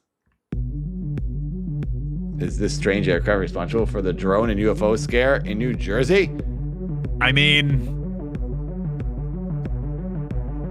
it is pretty crazy. That's a big drone. I mean, military has drones like that drop bombs, so they're about that size. They look like full-on planes, basically, but this is smaller, a little smaller. There were silver balls in the sky, it was said. But it's like from far away with different witness reports. Yeah, they've got some sick music in this video. If there were hundreds of them or dozens of them, hundreds of them, if there were a lot of these in the sky, I'd be pretty terrified too. Yeah. I mean, could you imagine if these are big? These aren't like small. These are like, have you seen some of these drones? Some of these they're the size of small aircraft. Yeah, it looks like kind of like a Nissan, it's like a car size. Right. Some of them are quite big. And if you saw 100 of these flying around, I'd be pretty afraid too. Yeah. I mean, it is a big craft that is odd and you wouldn't expect to see it. So I think there was other stuff going on. I don't think it was just those. There was all kinds of different reportings of different sizes, different like models flying around New Jersey. That was like a ton of stuff was going on around then. That was last November, I think. Would you certify this as disinformation? I think my gut instinct tells me that this is a bit of like, oh yeah, remember that? Oh, it was just us. Now you can stop caring about it. Also, no one's asking anymore. We forgot about it. Now you're just bringing this up. Okay, sure, I guess. All right. Still don't really believe you, but maybe. I mean, they've got to talk about something at the summit. Yeah, I guess so. Or they just don't have anything to tell because there's nothing going on. We'll put a pin in this one. We'll certify it as maybe. Maybe we should check in on that again. Now this is our last story, so I will say this is our last story of the evening. Final story. And if anybody has any call-ins that they would like, if they're a member of either the Ko-Fi or the $10 YouTube membership, if you are in. If you'd like to get into a call, if you have anything you'd like to share with us, now is the time. In the Odd Boys Discord, we have our own dedicated Discord now. I hope you all have the link for it. Mm-hmm. That's where you can call in if you're a $10 member. Yep. So if you would like to call in, that's what that is for. We do have any member can drop story ideas. Or they can drop links to, their own experiences, and we might read them in the if you don't want to speak, we can read your story if you want to type it out in the members room in Discord. Right. And thank you, thank you for listening while you pick up food. Right. Or if you're not a $10 member, we would open it. So our worry is that we do have to, if we open it up to everybody, I think we would just get a lot of calls, and we're trying to keep the show pretty tight. So we're trying to keep it to the $10 members for now anyway. Yeah. But if anybody has any stories they'd like to share. Trying to garner support. Yes. We're also trying to keep the show going. So this last story, the Easter Island mystery may have been solved. So what is the Easter Island mystery for anyone who doesn't know? Not me. I know everything. It's those. It is those very famous heads on Easter Island. Oh, that were buried under the ground a little bit. Well, they found them, and nobody for the longest time there were suspicions, but people said that ancient aliens left them there. Like, how could these giant head statues, some weighing as much as 80 tons, travel across the terrain to all end up in this area of the island? And archaeologists do think that they may have figured out how they ended up here. And so the study's findings have reported that they think that an elaborate pulley system, a rope system, was devised, and they were walked. So they were kind of walked in a forward-facing vertical fashion, and they were kind of like walked to from a quarry to their present location, and they were lined up. So they're put up like on a hill or something. Is that where they live? Where they sit? They were rocked back and forth through like a rope system, and they were like on a hill. And also, this is how they exist. They're out on this hill. This is how they exist, but they traveled across. They traveled across the island through this like ingenious rope system, and they were kind of walked waddled from one side of the island to the other. This looks like Bart Simpson. But I do think that this is like a kind of cool, like they probably did finally scientifically prove that like this was like a possible thing. But also, they were this is a big mystery for a long time. They only thought they were heads. And when did they discover there was bodies under the ground? So the erosion or whatever buried them. I think it was it's within the last I don't know when exactly they found that. The 20s maybe or something. 95% have full bodies. I think it's like all around the island. But they were walked from a central quarry all around the island. So they wanted these things to be circling the island. I'm sure it was to like ward off like other spirits. I think it was omens or whatever. I think it was to ward off like people on like a ship. You just see these like giant statues. Some of them are 33 feet tall, 82 tons. Most were carved between 1100 and 1600 AD from volcanic tuff at the Reno Raraku quarry. So what they think is that they were carved at this quarry, and then using this rope system, they were walked out across the island and then placed where they wanted to place them. But it's pretty ingenious. With like a pretty minimal crew, they were able to like move them out. And now they think that they've been able to like replicate this, like how they've been able to like walk them out across the island. Wow. Okay, let's see. Let's watch this video. Oh, they're waddling it. But pretty crazy. Yeah, They just you waddle. gotta be real careful. You don't do too much because then it tips over. But yeah, you can get the flow down, I think. Yeah, that would make sense. Could you imagine they did this for years, like just waddling them across the island? So is this one as heavy as the others? I think that they did a test. I don't think it's as big, no. But I think this was to prove that it could be done. Oh, I see. So they're on each side of it. And just waddling them across. That's kind of cool. Yeah, that would make sense. Wait, can you imagine this was like somebody's job? That you'd be so tired. Just waddling these statues across the island. But there you go. We have debunked, because we believe in most things, but we will also debunk whenever the debunking needs to be done. So what was it that was thought? How did the aliens brought them and landed them there or something? Aliens, extra dimensional travelers, you be the judge. I think that aliens was a very common like aliens left these around the island. But they do think it's kind of the same thing with the pyramids. Like, you know, a lot of people go back to aliens for the pyramids because of like how complex those structures are.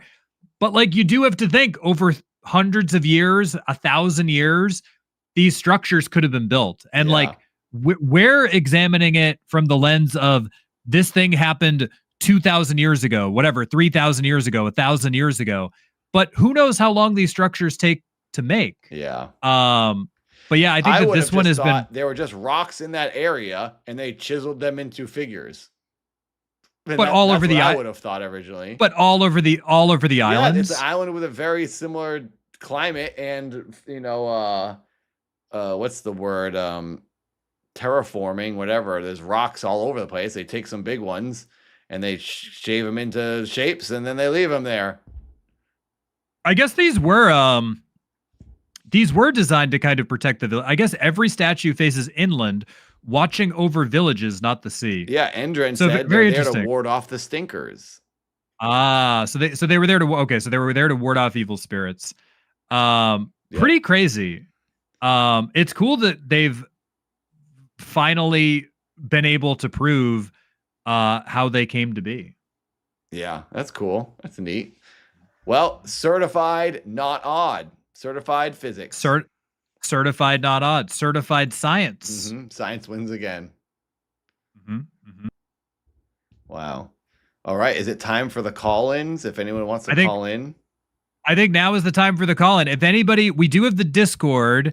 If you are a $10 member, you can let us know on the Discord. If you do have a story, and also no pressure. If you don't have a story, if you just want to support, if you don't have a story that you'd like to tell, but if you are a $10 member and you'd like to share your tale, the floor is now yours. We want to make sure that we open this up for whoever has a story. I think you and I will have to get in a call with them in order for this to work. It looks like Duke is in general. Scott and Duke are in the members chat. Oh, Duke is in the chat, the voice chat. Yeah. You want to jump in there? So Duke is not I don't know if you Duke is different. Duke is a member. Duke is not a $10 member, but they are a member. I know that Duke has mentioned several times that they have a story that they'd like to tell. We can make an exception every so often. I do know that Duke has said they have a story. If Duke wants to share, that's fine too. Yeah. Let's hear some stories. So if we do this, I think this ends our call that you and I are on, which is now showing you. So it might only show me. If you want to drag them into, oh yeah, that's true. Because we're on a personal call. I think that's fine. If you want to drag Duke in, I have to use the bathroom anyway. If you want to drag Duke in, I'll join the members thing. Okay. I'll see you in a minute. Bye, everybody. I'll see you in a minute. Bye. So we got some people in the Discord, in the Odd Boys Discord. I can't see who this is. It says your name is E. I don't know why Discord does that. Discord like privates people's names on me all the time now. And I just see, and maybe that's what people do. They don't want their name to be shown. But someone named with the name E says they have a story as well. Yeah, I see it, Duke. I see what you're saying. Tom is in the members chat.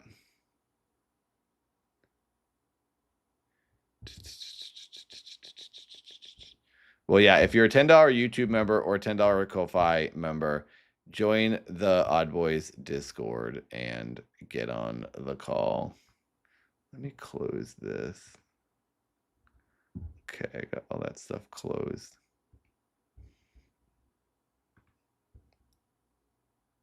Where did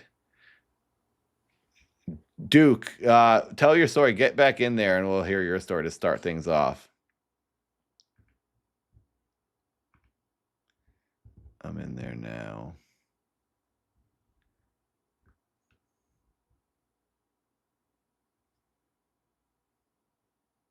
And Duke's name on YouTube is different. Daragon Art is Duke. Duke, can you hear me? I can. Can you hear me? I can. Welcome to the show. Hello. Thanks for always being here. Going? It's going good. How are you? You know, it's the world, so it's all right. Yeah. At least I'm still here. Yep. We got that going for you. So lay it on us. What's your story?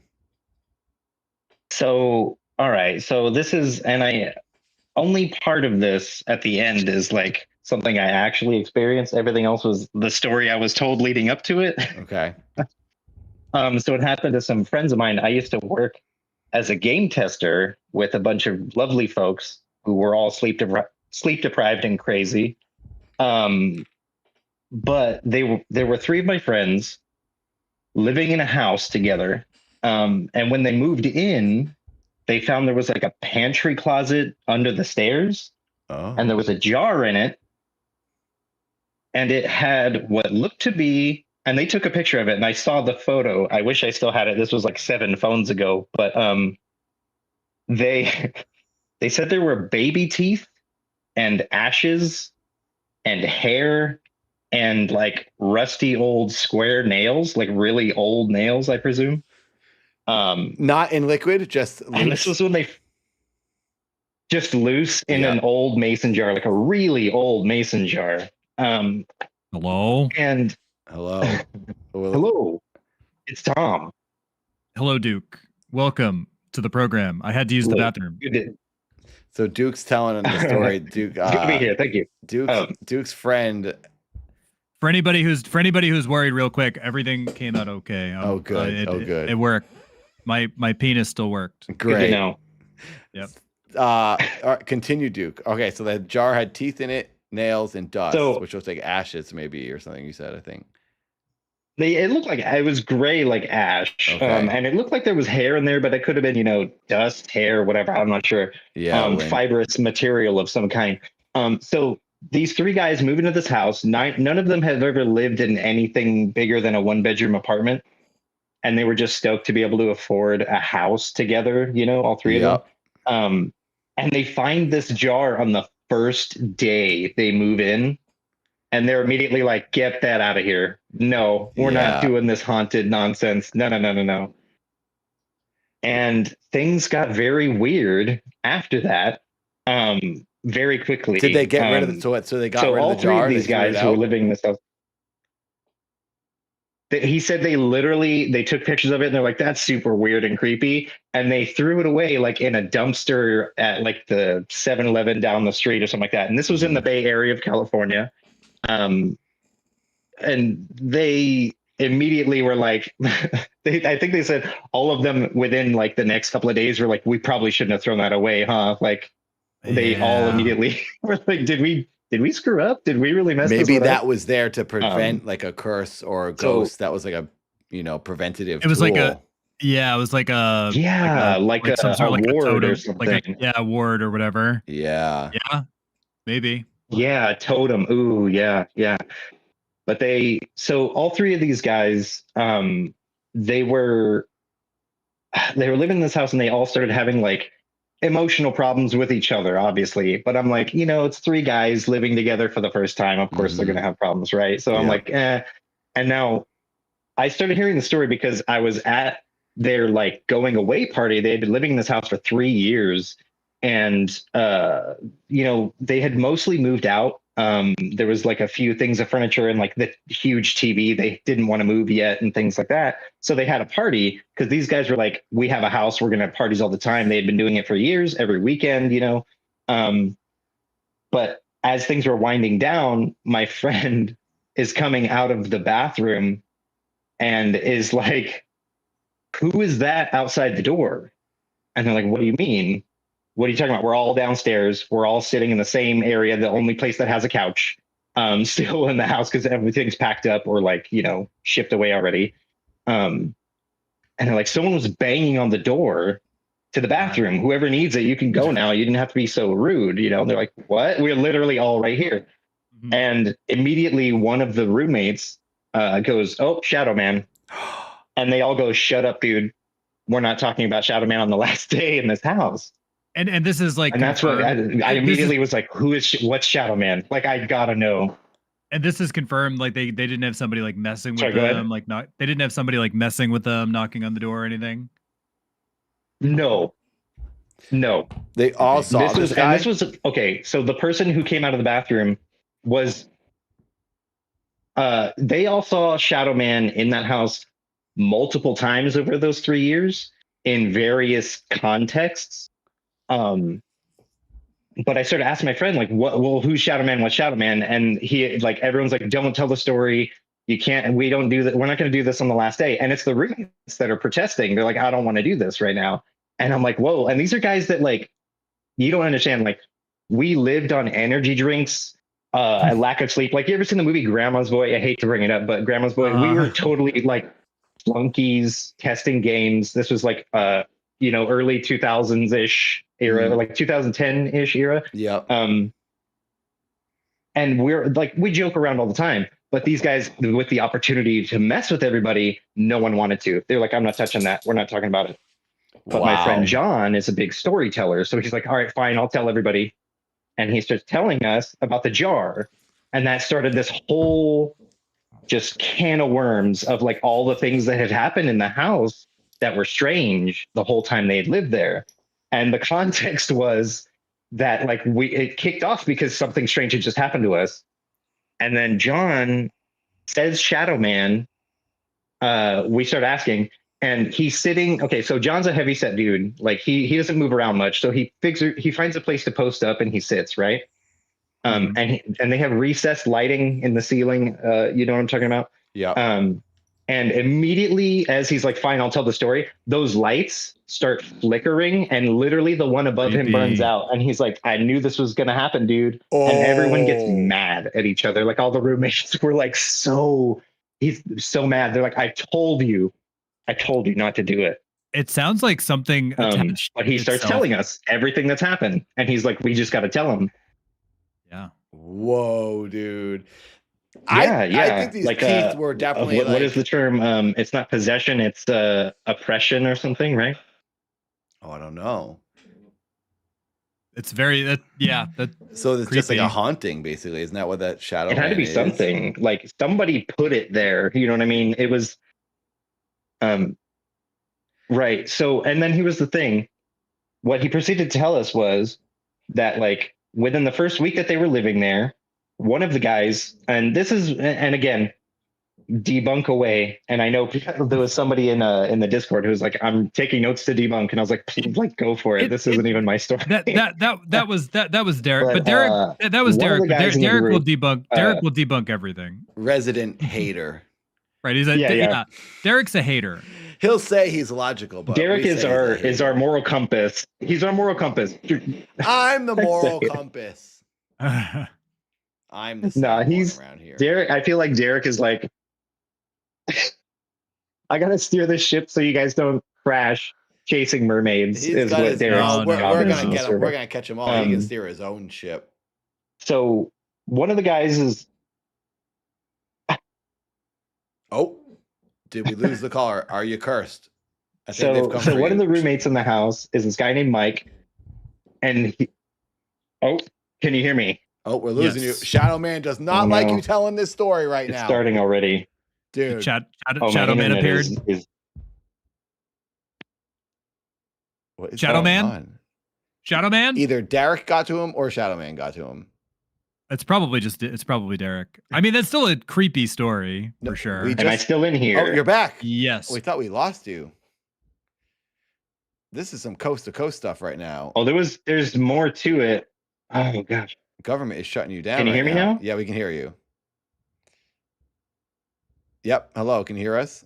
Hello. My whole thing is out of sync. I'm wondering why. Oh, close and refresh Discord. Maybe I hear you now. There's a delay now. I'm noticing.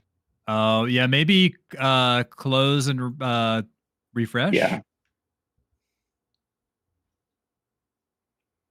Very creepy call. This is getting creepier by the second. Yeah, it sounds like it sounds like this was possibly a cursed object, but maybe it was warding off whatever was inside this property.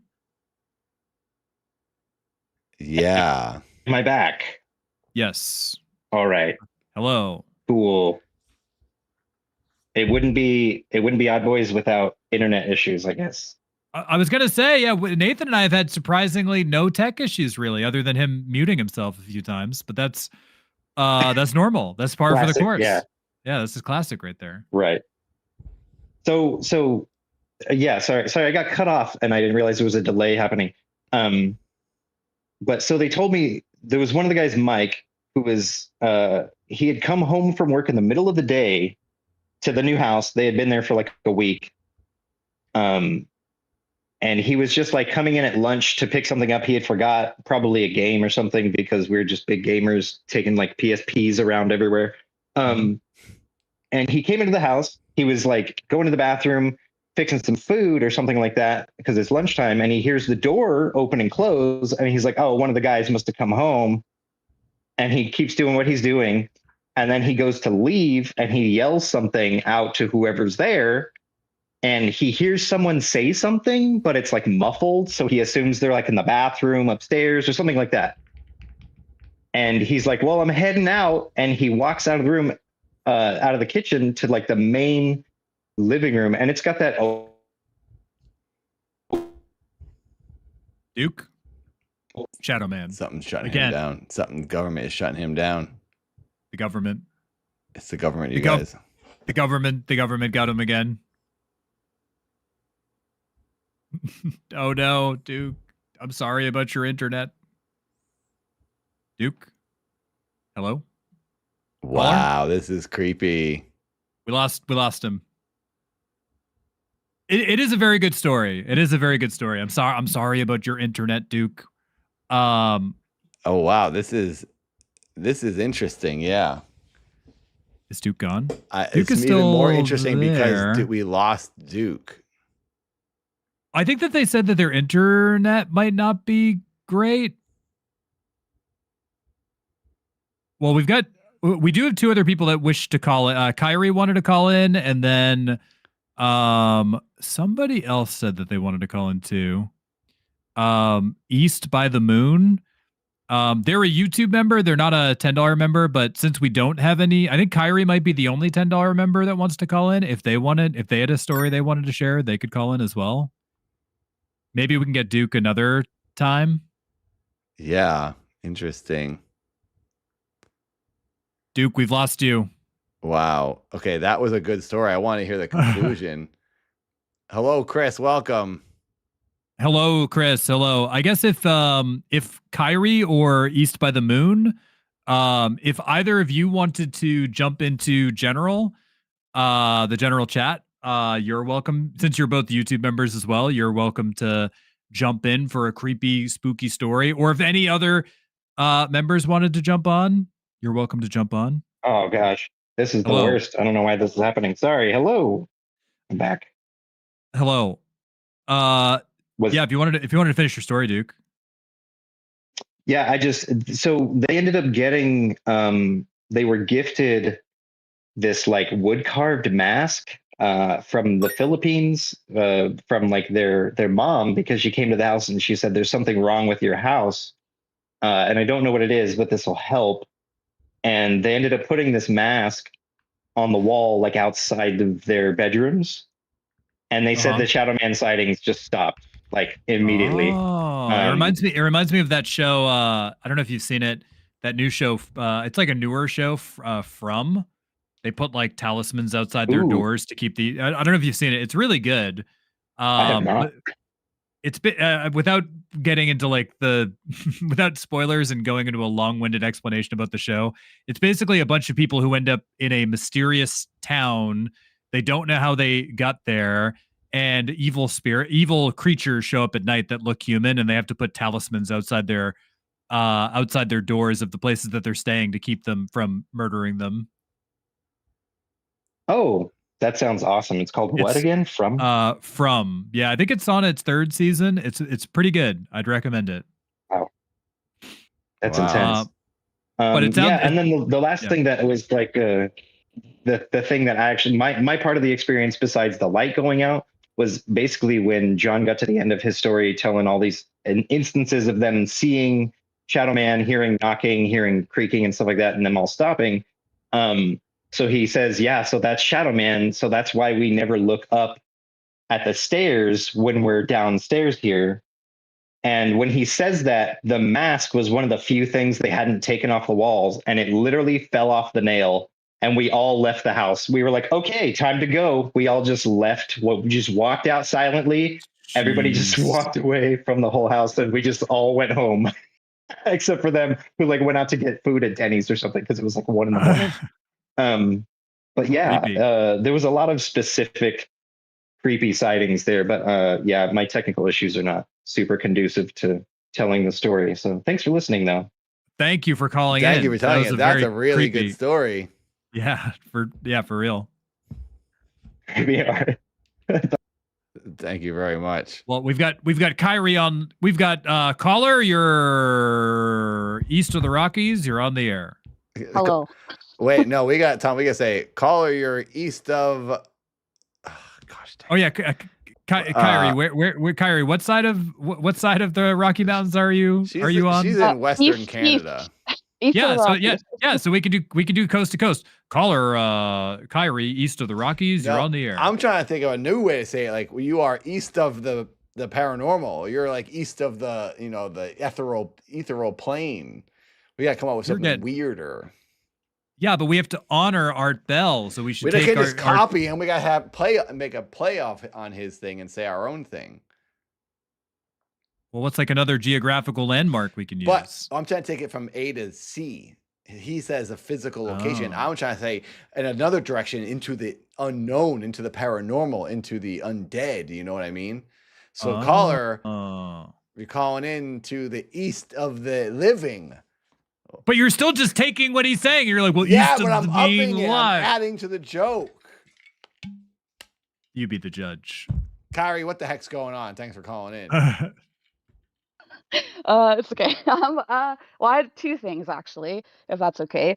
They're both pretty short, so it won't take too long. Yeah. Lay it on us. Okay, so first one, I'll go with the first one because I actually remember it. The second story I don't remember, but I'll get into why I don't remember. Because the ghost erased your memory. Yeah. Did Men in Black show up and wipe your memory? No. Second one, I'm too young to remember it, so it was told to me by my family. So yeah. Okay, but the first one, it was like a couple of years ago now. Me and my roommate at the time were driving out to Drumheller, which is about almost a 2-hour drive away from where I live in Calgary. Mm-hmm. So driving down a 2-way highway. It was like in the morning, somewhat early, so there's still some fog in the field. But I looked over, I just happened to see something moving oddly on the side of the road.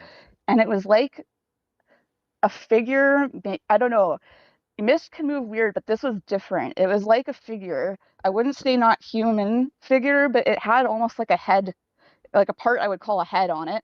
And it was moving in such an odd way. And it was kind of like an iridescent, it had like an iridescence to it. And it was so strange. I was kind of in shock. We passed it pretty quick because we were driving down the road. And then a couple minutes later, I was like, hey, my roommate was the one driving. I was like, hey, did you see that too? And she said, yeah, she saw it too. So basically, you saw, how tall would you say that this creature was? Taller than the car we were in. So this was a creature, let's say 6-7 feet tall, 5-6 feet. Yeah, it was like made of light, and like I said, there's like an iridescence to it, and it was a weird. I don't even know how to describe it. It's hard to put into words. Was it shaped like a person? Kind of, not really. Like it's like a longer shape, and there's a part, like I said, that I would call a head, but not like a human shaped head. It was like it came to like a point at the end of it, but it was like almost like a rounded triangle, not quite, but not like a triangle. I don't know how to. And iridescent. So like, would you say that it glowing? Would you say kind of, maybe a little bit? And there was like a iridescent in that it was a little see through, but there's like almost like a rainbow shimmer running through it. Ooh. Yeah. I mean, it could have been not a figure or an entity or a being, but it could have been like something else, like a portal or a tear in the it was moving. It was moving in a weird way. Yeah. Okay. It was a humanoid shape that was moving. Kind of humanoid. It didn't have legs or arms or anything, but like I said, it's like a long, tall figure thing. I don't even know. That's creepy. I mean, I wonder if a tear in the space fabric could move too. Maybe we don't really know.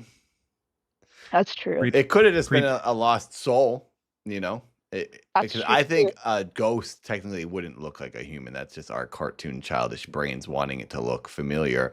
I think if it was a spirit, it would be just a ball of energy or no, they made a documentary about ghosts. You might have seen it. It's called Casper. The one with Christina Ricci? Mm-hmm. That's what it'll look like. Oh my gosh. I need to watch that documentary again. I gotta educate myself.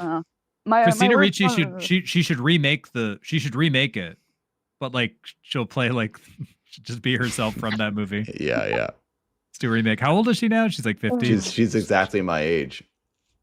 44? We're like the same age, yeah. Don't tell Katie, but she was my celebrity crush forever. And then we locked eyes at the airport one day. So Katie's lucky that she didn't whisk me off and marry me. Right. Yeah, that could have happened. And last year, Christina Ricci looked at my Instagram story. Wow. I had a screen grab of that. I was proud of that. That was before I met Katie. I was like, oh, what's she doing? But she's been married and she's very happy and she's not interested. I think she just was like, saw it somehow. Anyway. Yeah, but like we should get into the mystery of, I mean, this all Kyrie, was it Christina Ricci out there? Yes, was it Christina Ricci? I don't think it was Christina Ricci. Okay. Because maybe you were on your way to the dad show with the Game Grumps and she was trying to find me, and she was coming to look for you and follow you. Oh yeah, that would make sense. Katie's in the chat. Katie's in the chat. I don't care as long as you're happy. Katie's like, you can leave me as long as you're happy. Wow. And now I feel horrible. She's like, you can go be with Christina Ricci. It's fine. I'm not reaching. That happened. That really happened, Rem Tom. Christina Ricci's really good, and she's really good in Yellow Jackets. Yeah, so I only watched one episode of that. I should watch that with Katie. I think Katie would like that show. Yellow Jacket. We're getting off into some tangents with Kyrie on the line here, but Yellow Jackets, I felt was good for the first season, and then it just kept going. Oh, is that? Yeah, I haven't watched it all, and now you're making me not want to watch it. I thought the first season was really good, and then it just kind of it just kept going to the point of being like, I think they're on season 4 now, and I'm like I don't care about the show anymore. That's pretty funny. You're Christina reaching. That's a good joke. I get it. Well, anyway, that is creepy. You had another encounter as well, Kyrie? Yeah. So this one, I don't technically remember it, but it did happen to me. So. So are you? Oh, so you're gonna tell us what other people have told you happened to you? Yes. Ooh, yeah. That's kind of creepy. It's not that creepy though. In the end, you'll know. You'll see what I mean. Okay. I was 3 years old when this happened, which is why I don't remember it because I was too young. But I grew up hearing this story from my family members telling me about it happening. So I was 3 years old. I came down one morning and said an old man had sat at the end of my bed one night and was talking to me. Ooh. And I don't remember the whole transpiration of events or everything, but my mom's dad actually recently passed away. So my grandfather, but he was in England. I'd never met him. never seen picture of him. My mom took a photo. She had a photo. She found a photo of him, brought it over to me, showed me his face, and I said it was him. So you had a dream of him before you even knew what he looked like. Well, my mom thinks it was he had died, he'd already passed away when and he like came to visit, he came to visit you as a child. That's 100% a thing. That is 100% a thing. So my mom said he just came to visit me after he passed. So I wish I could remember what he said to me, but I don't know. His spirit appeared to give you some sort of like advice. I mean, maybe you may. I feel like if something like that did occur though, and like if a spirit came from another realm to like visit a child to share some like wisdom, I feel like you would absorb that information subconsciously because it'd be something that's like beyond the realm of our understanding. Yeah, I think I agree with that, probably. But yeah, anyway, I grew up hearing that, so I don't know. I always kind of believed in ghosts because of that, and because I have had other weird experiences, but nothing I could really tell in a story that would be good. But yeah, I feel that way about. I don't know if Nathan feels that way. I've never had a definitive paranormal experience to make me go, this is real. But I have been in places where there has certainly been a feeling where I'm like, oh, something happened here. I'm like, this place feels like weird. So yeah, I think I think that a lot of people have those type of things where like a good example, Nathan, I don't know if you ever went to it, but there was an old abandoned, I forget where it was, like maybe like Whitensville or something in Massachusetts. There's an old abandoned slaughterhouse, and we snuck in there a couple times, like me and like Steve and some other people. And there was definitely a really heavy oppressive feeling inside that building, and it was an abandoned old slaughterhouse, and it's like, oh, so many like creatures died here. Oh boy.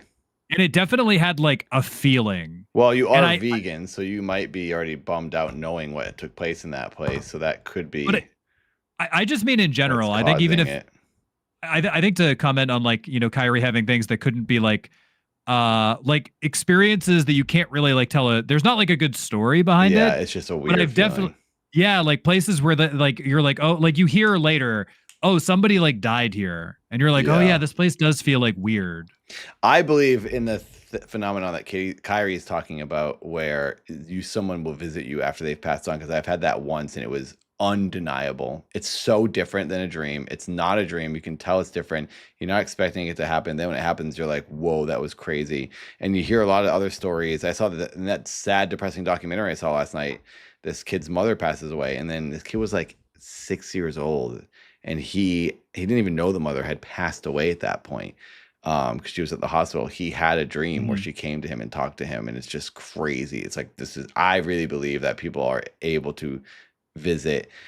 This opens up a whole other conversation, talking about ghosts and visiting and talking to you and coming to you in your dreams. But different episode, yeah. It leads me to something maybe we should talk about. There was a thing I watched the other day on scientists are now coming around more to the idea that death is not the end. You do go somewhere else. It's explainable. And this is just one path of existence, and you then go to this other one, and they are intertwined, and it has to do with quantum physics. So more and more scientists are like open to the idea, is what the article was I was reading about this. And I was like, yes, because this is what I believe, and I want it to come true, and to have people to have us all discover that you're just hopping around to different existences, and we don't ever die. The energy just keeps moving to different places. Energy transference. Yeah. I believe in it. Yeah, a topic for another episode after you get back from your vacation. We should talk about the other dimensions that are out there. That's another conspiracy. What dimension are you going to on your vacation? I'm going to the pirate dimension. And then I'm going to the Halloween dimension with the love of my life, Katie. Christina Ricci. No. Katie could beat up Christina Ricci. Katie is definitely a little more unhinged. That's why I like her. Katie's a little bit twisted. Kyrie, those are. Is this a really good call-in? Thank you for sharing your story. Thank you, Kyrie. Thank you for having me. No problem. The legend, Kyrie, the lore queen. The legend. So we. All right. Talk to you later, Kyrie. Bye, Kyrie. care, Thanks for calling in. Bye. Bye. East by the Moon said that she had a super creepy story. If you wanted to jump into general East by the Moon, and that could be our final, unless any other members wanted to share a story this evening, this will be the final call then. Who is this? East by the Moon? East by the Moon. They said that they had a Discord, or are they on YouTube? They are on the Discord. They said that they had a super creepy story that they would like to tell. Oh, are they in the members area? They were in the members area. I see. I don't know if they're still there, but if they are still around and if they wanted to tell their story, I just tagged them. No pressure if not, but if you'd like to tell your story, you're more than welcome to. I will say again, for anybody who is joining the chat right now, Nathan will be gone for about 13 days. Jamie, Inside of Mind, and I will probably do a stream or two on this channel while Nathan is gone, but I'll be live on Twitch. I should post my link over there. I'll be live on Twitch for a good amount of the time that Nathan's gone. I'm live on Twitch almost every day. Follow me on Twitch if you like spooky video games. But we'll be live on this channel too. Probably myself and Jamie. Do you want to hear something creepy? Katie, when she was having her possessed dreams the other night, I recorded myself talking to her, and she was talking to me and saying weird stuff. She was talking about there's blood everywhere and it's scary. This is after I brought the Ouija board curse home, apparently on Friday night. This is what happened that night in bed, and it's hard to hear her, but it's just kind of off-putting. While we're waiting for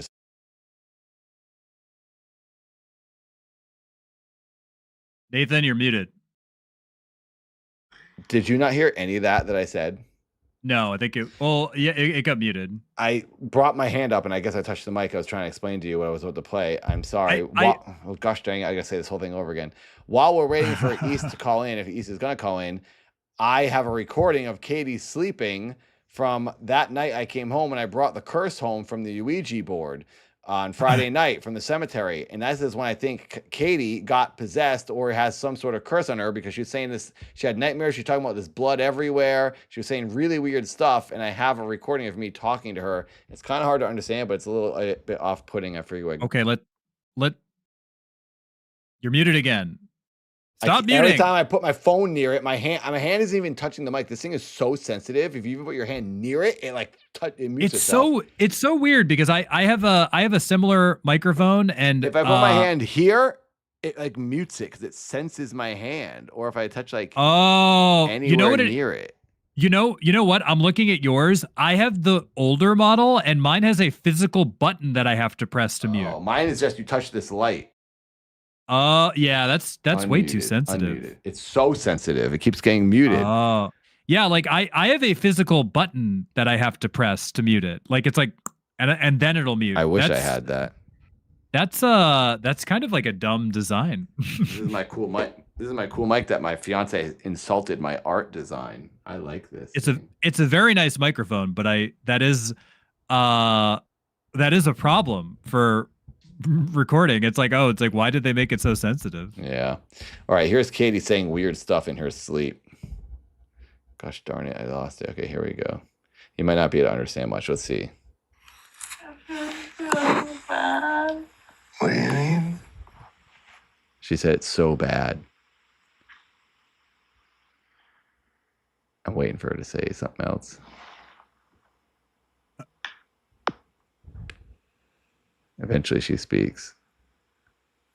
I do think she might have been cursed. I'm not even joking around, and it's kind of stressing me out. There she is. She's saying stuff.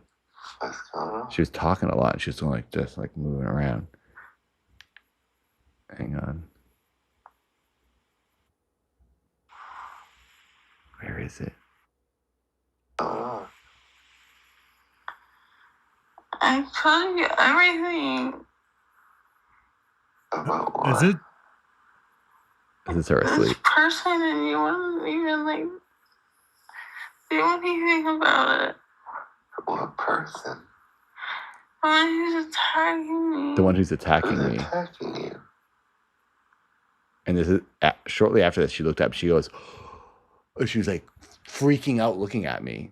And I was like, what's wrong? What's wrong? And she was like, I don't trust you. It was like so scary. I was scared of her being scared of me. Are you okay?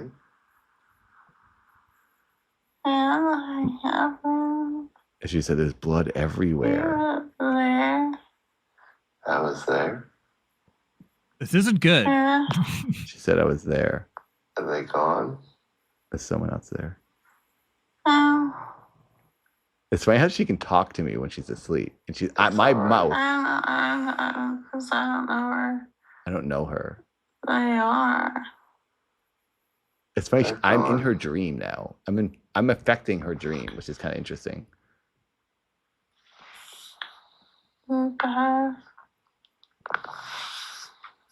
They're all gone.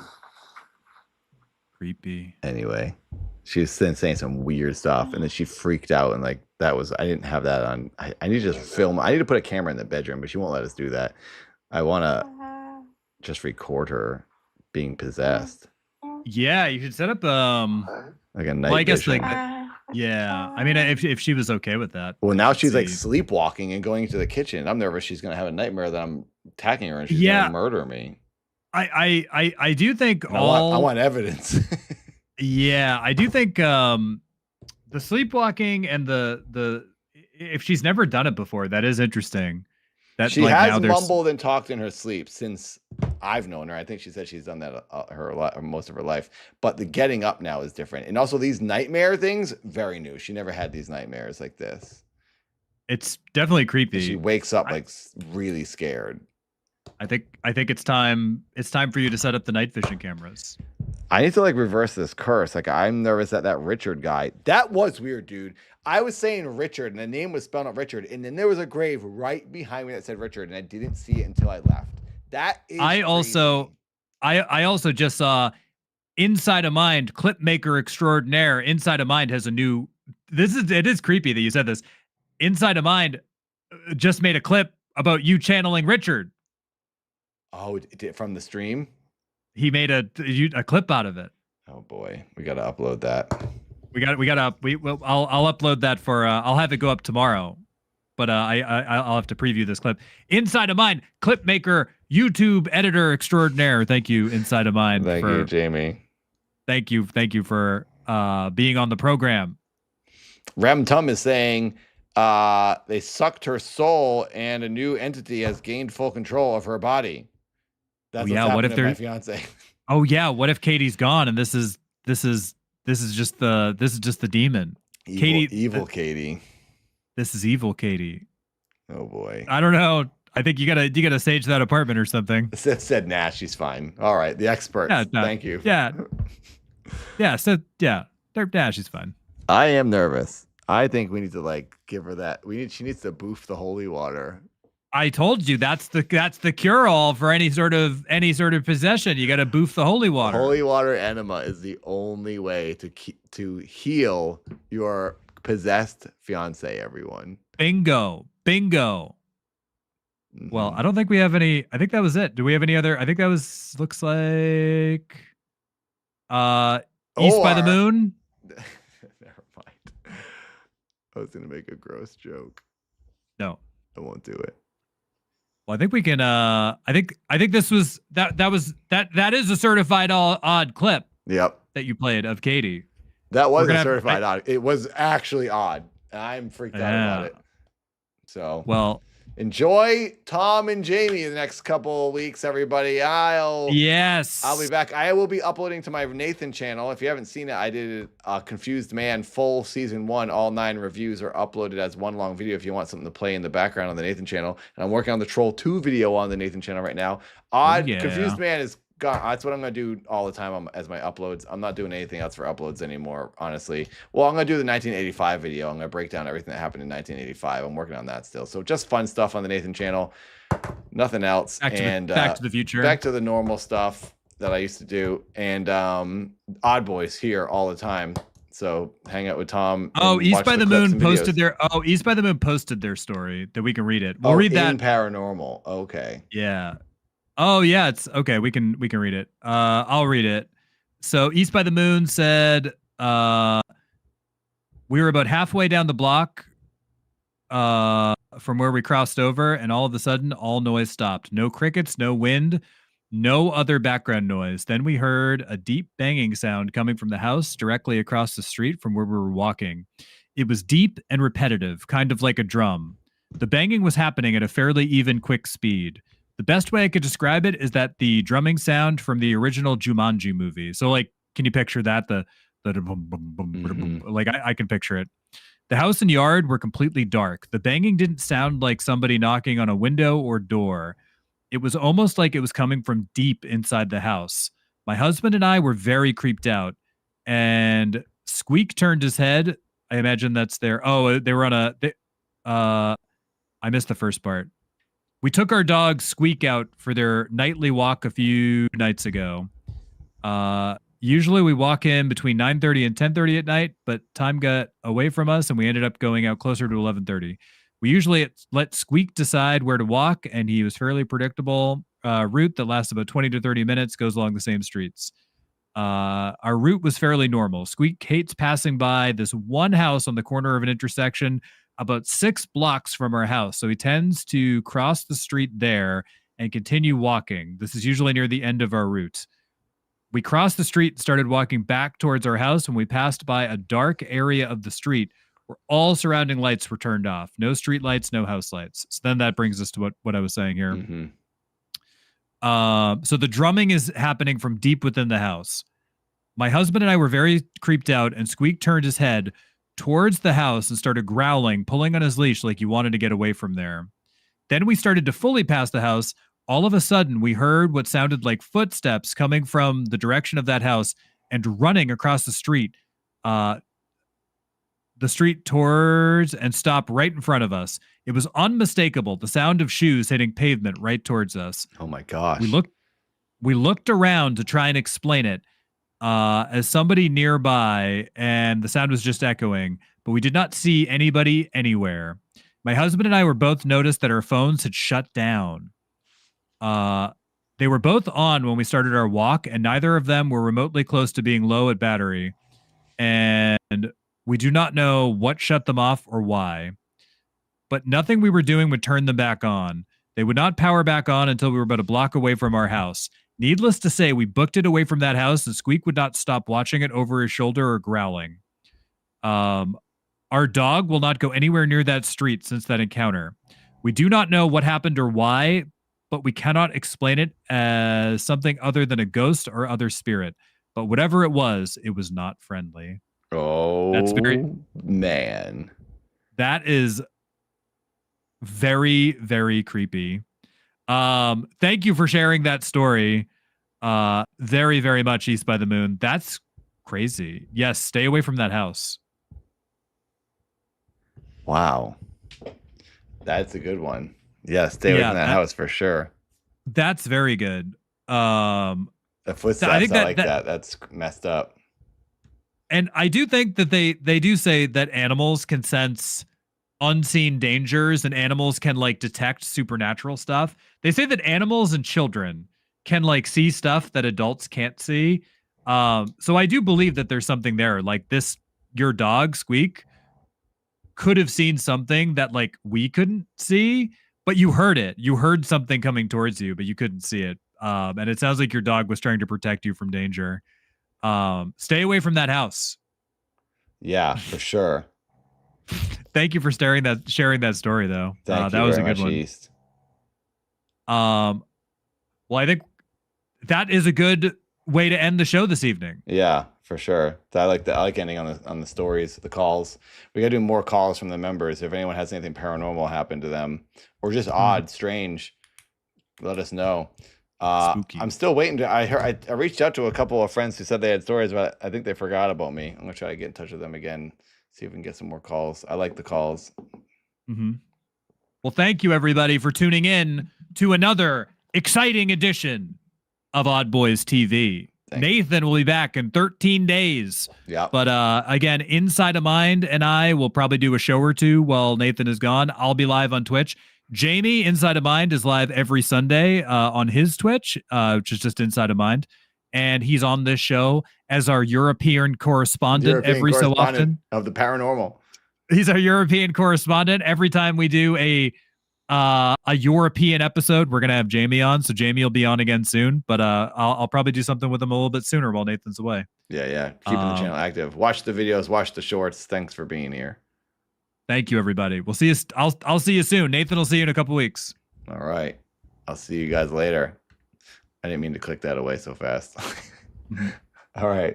See you guys soon, everyone. Bye. Stay safe. Happy Halloween. Happy Halloween. I just farted. Bye.